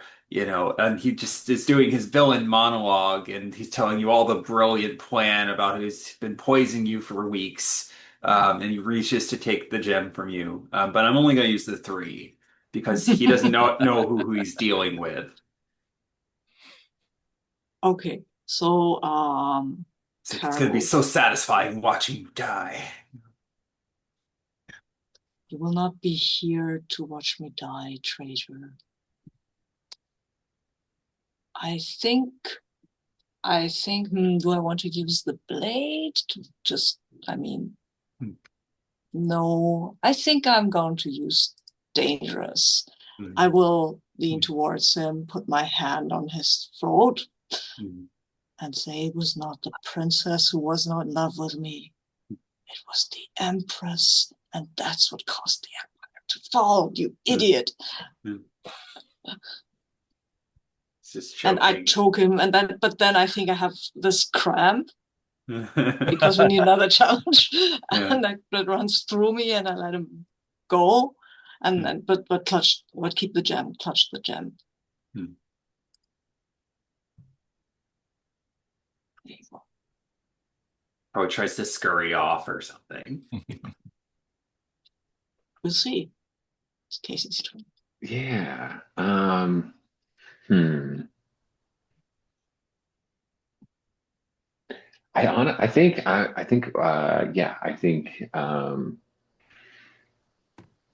I don't think he runs away. I think he continues to taunt you, Mm. and is like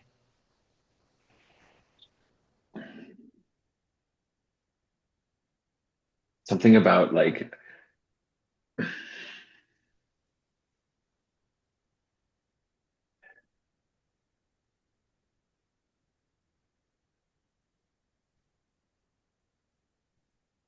I'm trying to lean on the blade still in your sheath, right? So Mhm. I think he says something about how like you're so dependent on your tools of violence. Mm. Um,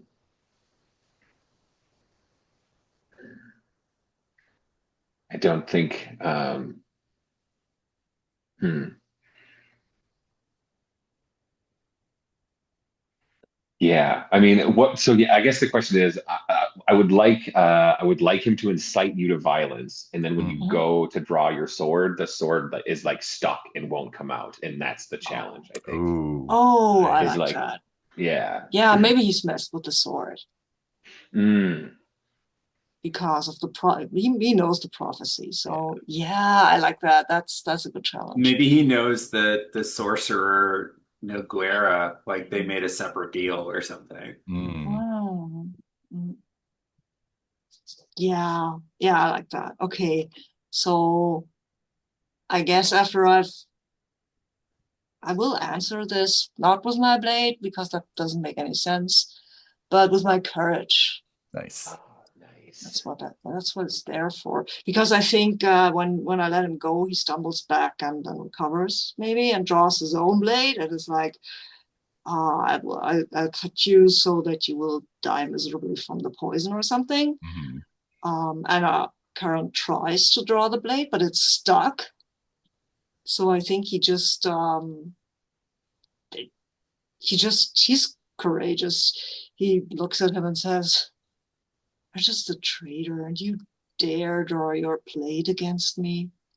Do you really think you can accomplish what you think you want to? I don't know why you're so adamant about this.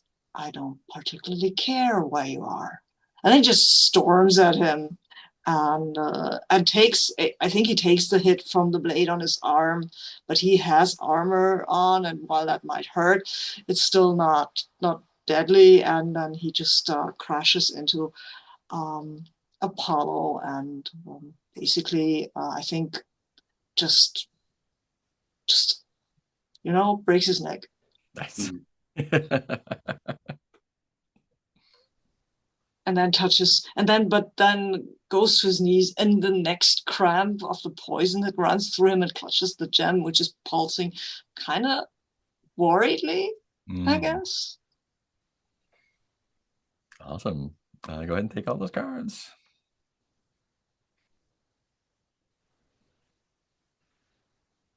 Hey, precious is.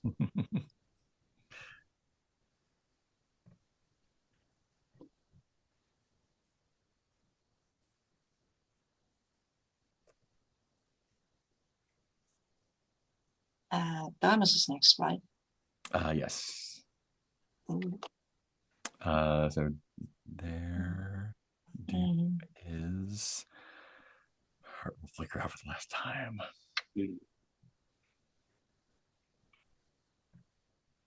Maybe something with a sorcerer's words, I guess, Mm.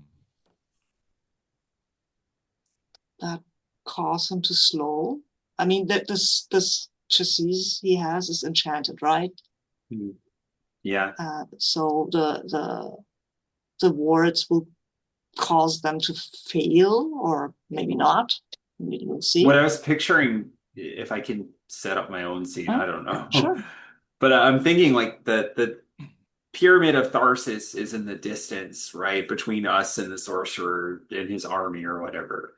And I've taken the hand of the seer to get them to the pyramid.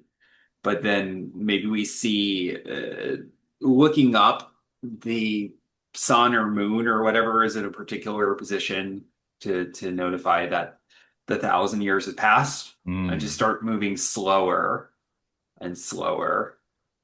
And the So gem is the goal is maybe to get to the pyramid before your gem runs out. Nice. Yeah. Awesome. before my battery dies. Yeah. Mm. So maybe we can take the ace for this one. We'll give you Feels appropriate. 7 as well. You two are going to have it so easy. Yeah. But we're gonna get a bunch of low cards as well. So True, Um, true. oh, interesting. Okay. Do you want to set up the first challenge for the ace? Or do you want to leave that for the end? no, you can take the challenge for the. I think I would say it's maybe dramatically appropriate to leave it until the end, Yeah. but you can take that, or I can take that, or I'll Casey. start you off with the 4, I guess. Okay. And I think like you are like maybe you have made it to like maybe this is like you've made it to the base of the pyramid and you need to ascend to the top what while your battery is running down. You need to figure out how to clamber up there despite all your difficulties. I think we see Demos like pause and stutter and start to slowly collapse. And we think he's just gonna clatter to the earth and stop moving. But his arm just shoots out, and with a stutter and a groan and jerk, he slowly rises to his feet again because he is reliable. He is Nice. not going to fail this close to his goal.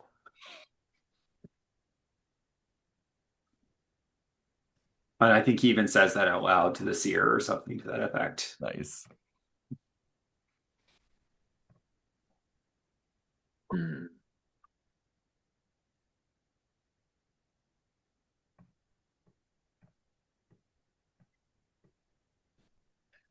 Yeah, I think using the 7 then, I think the seer um casts some sort of spell or like puts up a magical barrier or something like,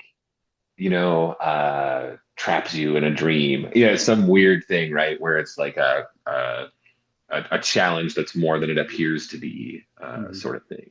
The seer or the sorcerer? Sorry, the sorcerer. My Okay. bad. Whoops. The Twist. sorcerer.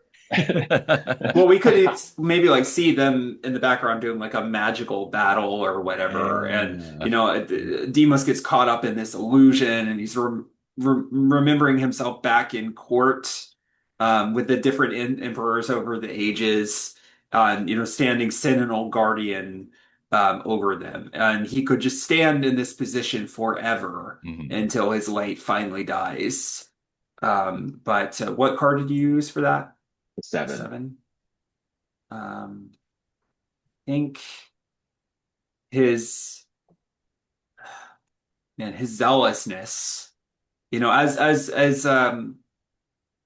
as calming and like a beautiful illusion that would be for him to maybe the sorcerer even whispers to him, he's like, I can make this so that this could be permanent for you. You wouldn't have to die, you could live on. Mm. And Demos just shakes his head and he's like, I've already lived so many lifetimes, but duty will persist beyond me. Yeah, his persistence just drives him forward. Nice. Bring it home. Yeah. Okay. The final obstacles is the sorcerer's wards. They are not meant to stop you. They are meant to draw the magic from those who approach and give them to the sorcerer so he or she or they can have their strengths, their enemy's strengths. And you can see that, you can feel that drawing on your gem's essence. It's flickering anyway. It's you can see almost these streams of energy, and they are, in your case, there's not much left going out of you and floating towards the sorcerer's tower. And you can also see the seer suffering the same fate. Their magic is much stronger than yours. So. Mm. I think we're right at the threshold of the pyramid. And, like you said, the light is draining, being pulled from Demos's chest, and the light is being pulled from the seer's veils. And the sorcerer is just looking on very smug and absorbing his power. And I know that, Tasty. yeah, both of us are not going to make it into this pyramid. So Demos very slowly, with his last ounce of strength, grabs the seer's hand and holds it to the light in his chest. And with the sense of justice and balance, allows the seer to draw the light into themselves. Nice. I have done my duty. Do yours. Make it worth it. And he just collapses near the pyramid entrance. Oh yeah. So you use an ace on that, right? Yes. Mhm. Cool. You For did it. justice. For justice. Cool. So go ahead and take those cards into your hand. But and he also gets the ace. That's Yeah. nice. Yeah. That's Yep. pretty good. Cool. All right. Polaris to be lost to starlight.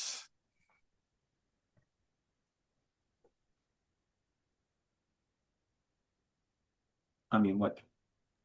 And if you want to Right. like interpret starlight in a more Yeah. whatever metaphorical sense than the The light of the immediate thing stars, to that's me fine is like too. you're looking up and you think you see the stars, but they're the dragons Ooh. swooping down. Because we did say Oh. like that the most terrible one would meet you at the pyramid. Yeah. I think also maybe the seer's veils start to like unfurl as they kind of like start to lose coherence, and like Yeah. that is a thing too. I'm not sure how that. Yeah. What do y'all think? I mean, I like the idea of the dragon showing up. Yeah, let's do that. But I also like the idea that we know that this seer's magic has been drawn out and it's starlight. Mm. So maybe it's trying to get, or maybe you can try to do something with that. Draw it to you instead of letting you go to the sorcerer. Maybe that's the challenge, to get the seer's magic away from the sorcerer. Yeah, love it. Prevent the sorcerer from getting the seer's magic. And maybe the dragon that's coming is also vying for that power, because why not? Yeah, why not? Right. Yeah. Yeah. Yeah, I'm gonna give you that too. It's gonna be that easy. Oh man, yeah, we used all the strongest cards. Whatever. That's the most difficult one left. So But these are going to go into your draw pile for the end. So yeah. Right. if you succeed.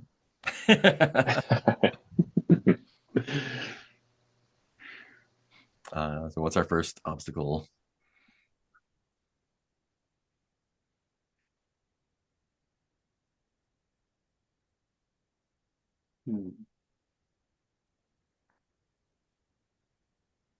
Is it the dragon or the sorcerer or the Maybe it is the dragon. sorceress? I'll put up 6 and say like we see that, like, yeah, I love that image of, we're looking at the stars and we see them kind of start to shift, and we realize it's the dragon in front of them, like fixing to descend upon the scene, and the danger is like, can you make that not happen? Yeah. Yeah, and that's the 6 you said? That's the 6. Yeah, okay. Mm. It's very hard. Yeah, I'm just looking at, the cards that yeah, I mean, I think I'll call on my mercy. And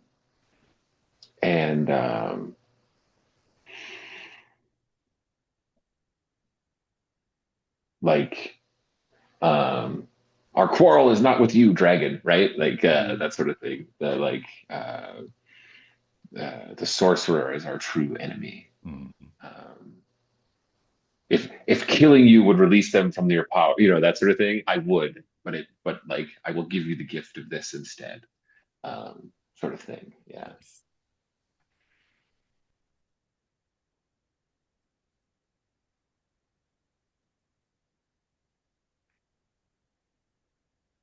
And seeing that his plan is not working, that this noble knight, that has caused these great beasts to pause, the sorcerer takes his staff that was made of star metal and strikes it into the ground.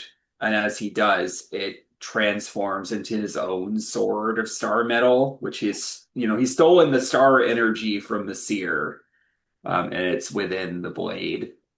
And he's holding it up and basically like a come at me, bro, dual Yeah. motion. Yeah. And I'll do the 4 for that. All right. Cool. Cool. Um, and I think my first reaction is towards my sword, and then I think we get another flashback to the campfire scene and the pillars.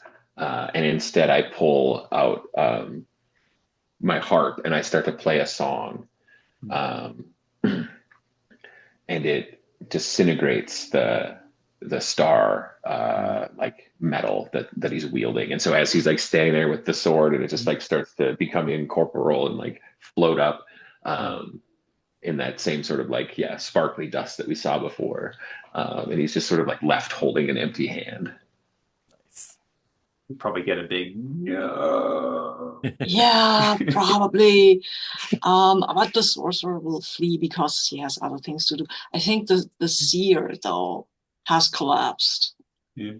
and is reaching out with this hands that have become not that have become very gray and dusty, almost like red and dusty, not unlike the dust around us, and reaches a hand towards you.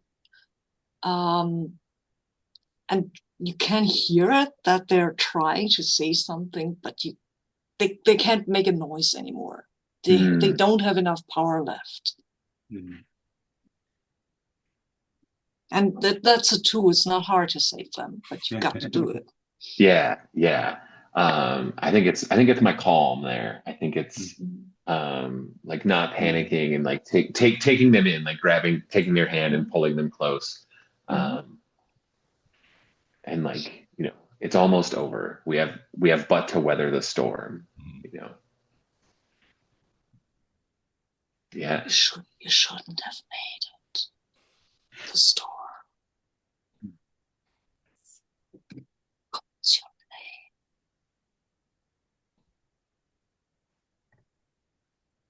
Yeah, that's Sorry, the Sylvia, scene. I missed the sorry, I just didn't hear the last thing you said. Sorry, Sylvia. Oh, okay. You shouldn't have made it.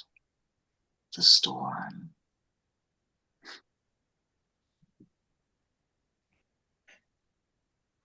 I said something else, but I forgot what it was. It was very Okay. ominous. Yeah, no, that's okay. It's okay. It's okay.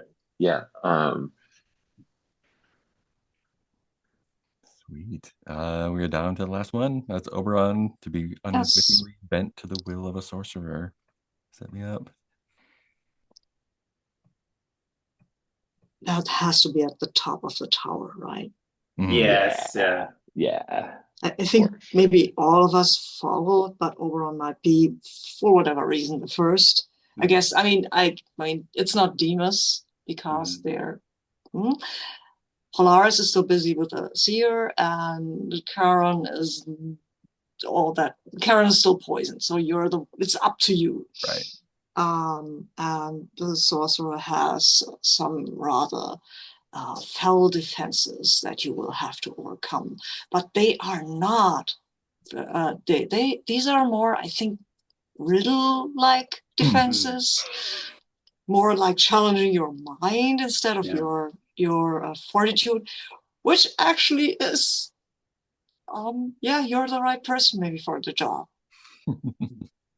I'm taking the 4.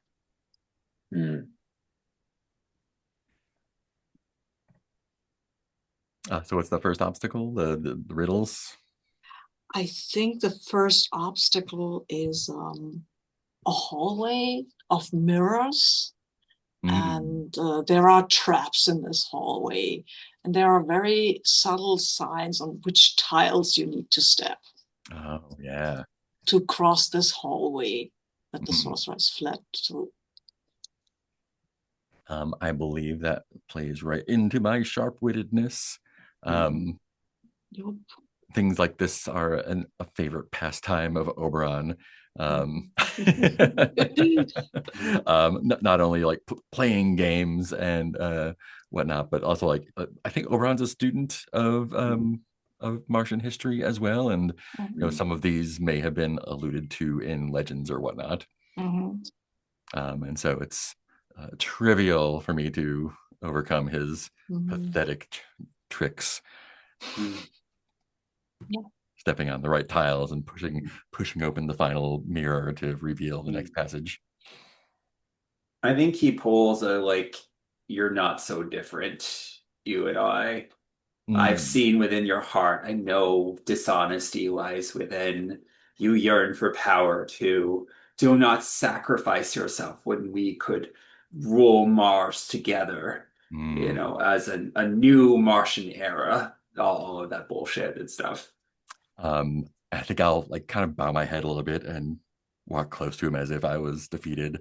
Hmm. Say, "Yes, you may have seen into my heart, but I have not seen into yours yet." And I pull my crystal dagger of glittering ice and plunge it into his chest, Awesome.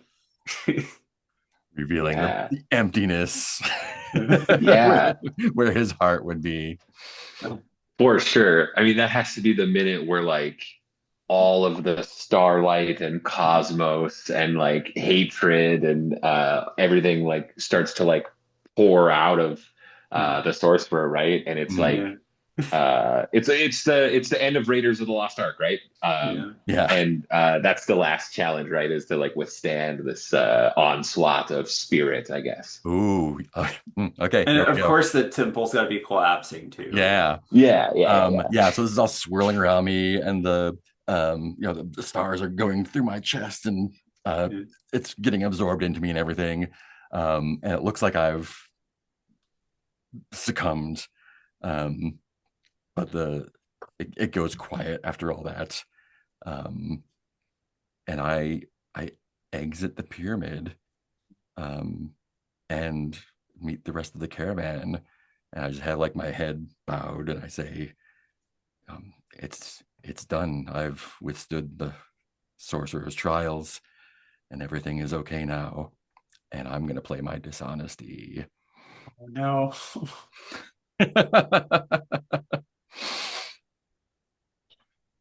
And I open my eyes, and there's just stars, blackened stars. Yeah. So I'm not taking those cards into my hand. Smart.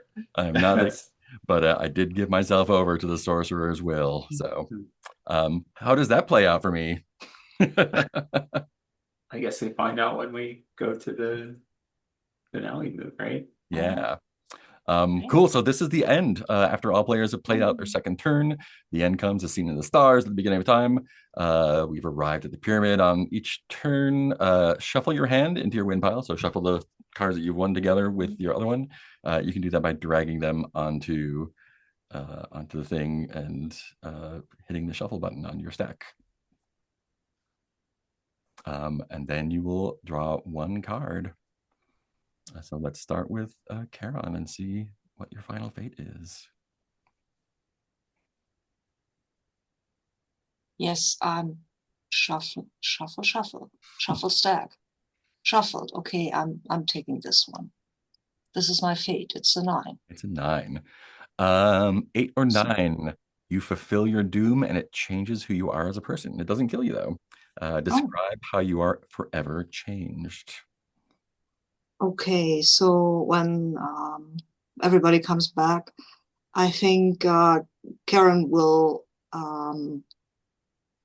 not succumb to the poison, but struggle with it. It suffuses his muscles, turns his hair gray, and turns him and weakens him. He is not able to lift the blade, and I think he will recover at least a little, but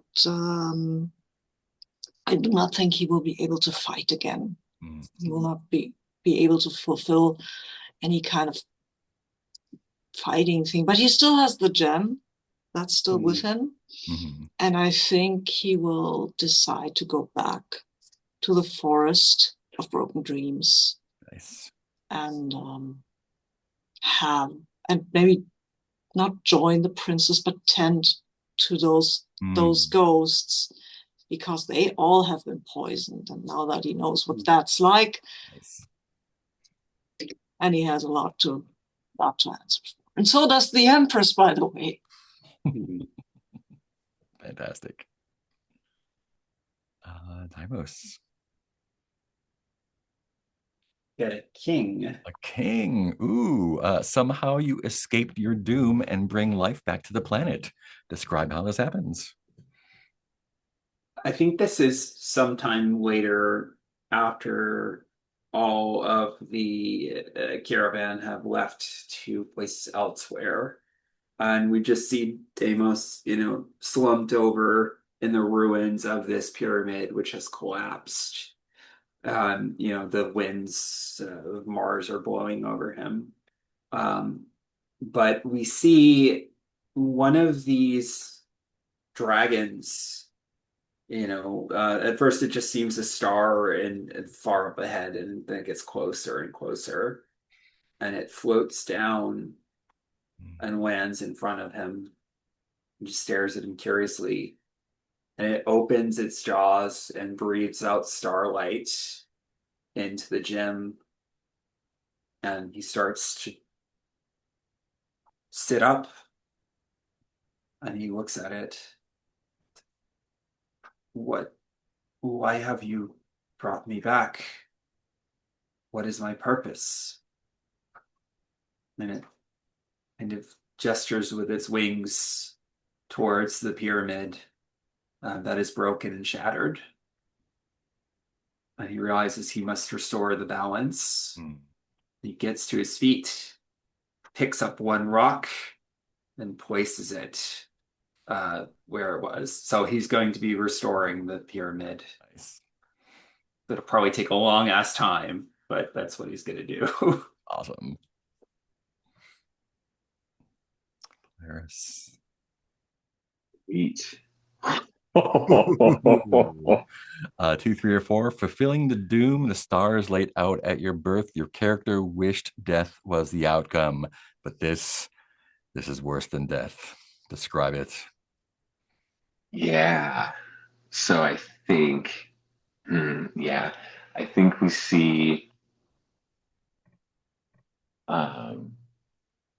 we see a scene with Polaris and Oberon, and like Oberon's like starry eyes staring into Polaris's, and then Polaris like kneels in front of Oberon. Oh.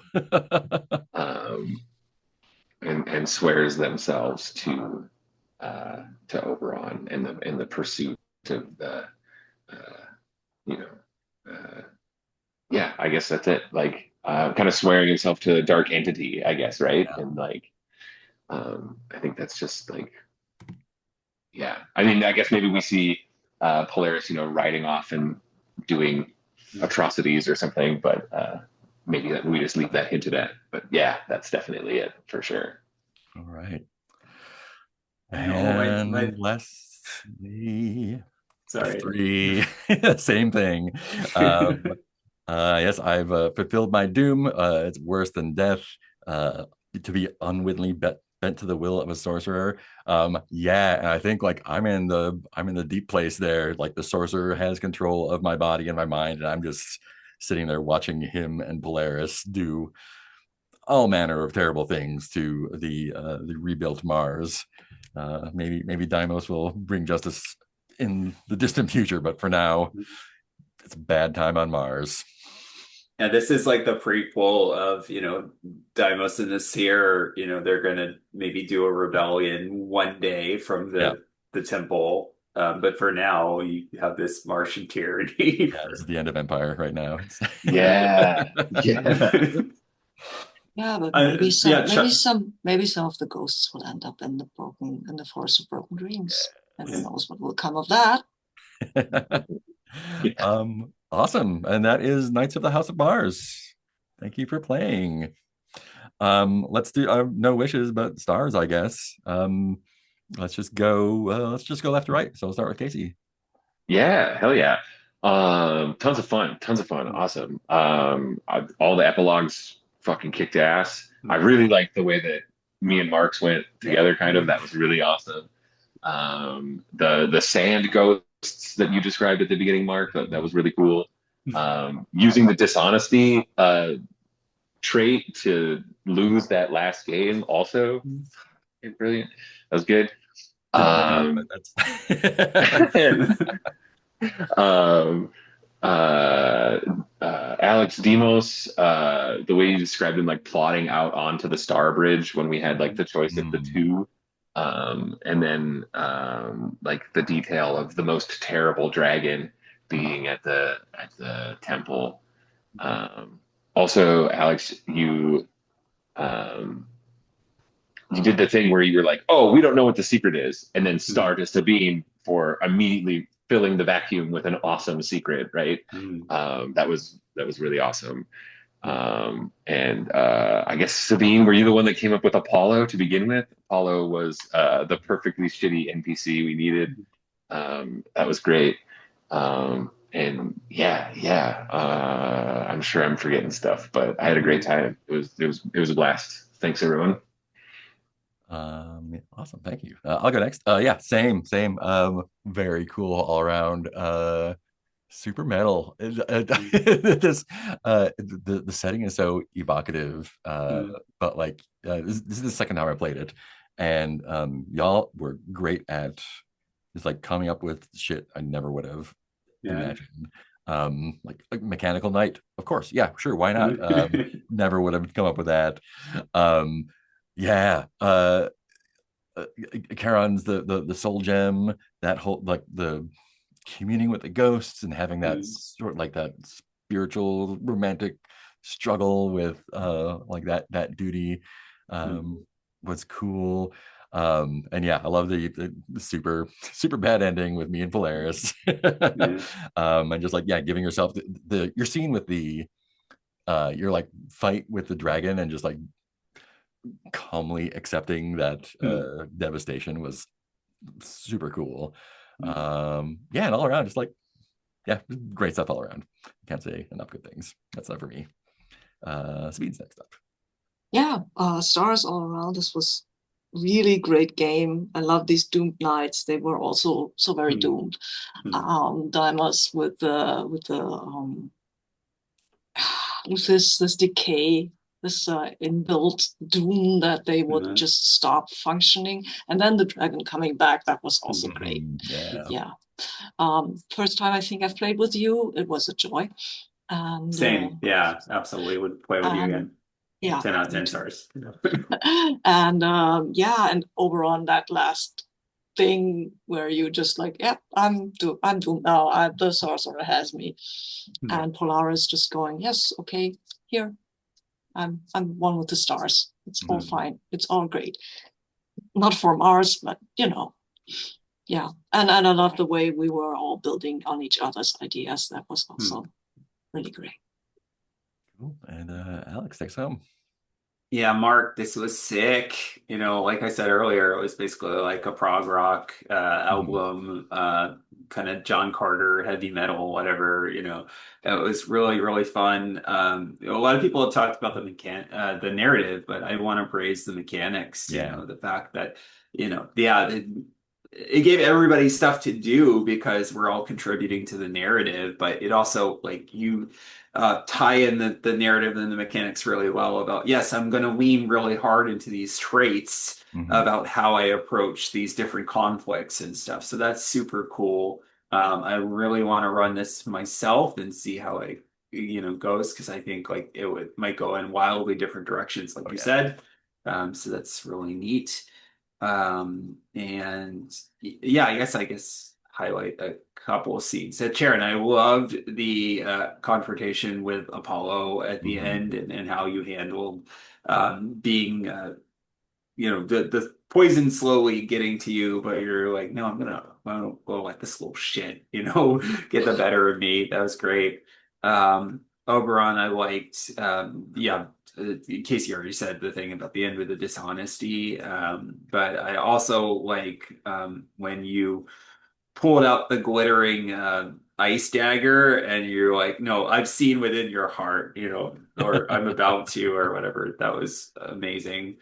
And yeah, Casey, I just can't really top the thing with the when you were inside of the dragon and were calm, angry. That was so amazing. I don't.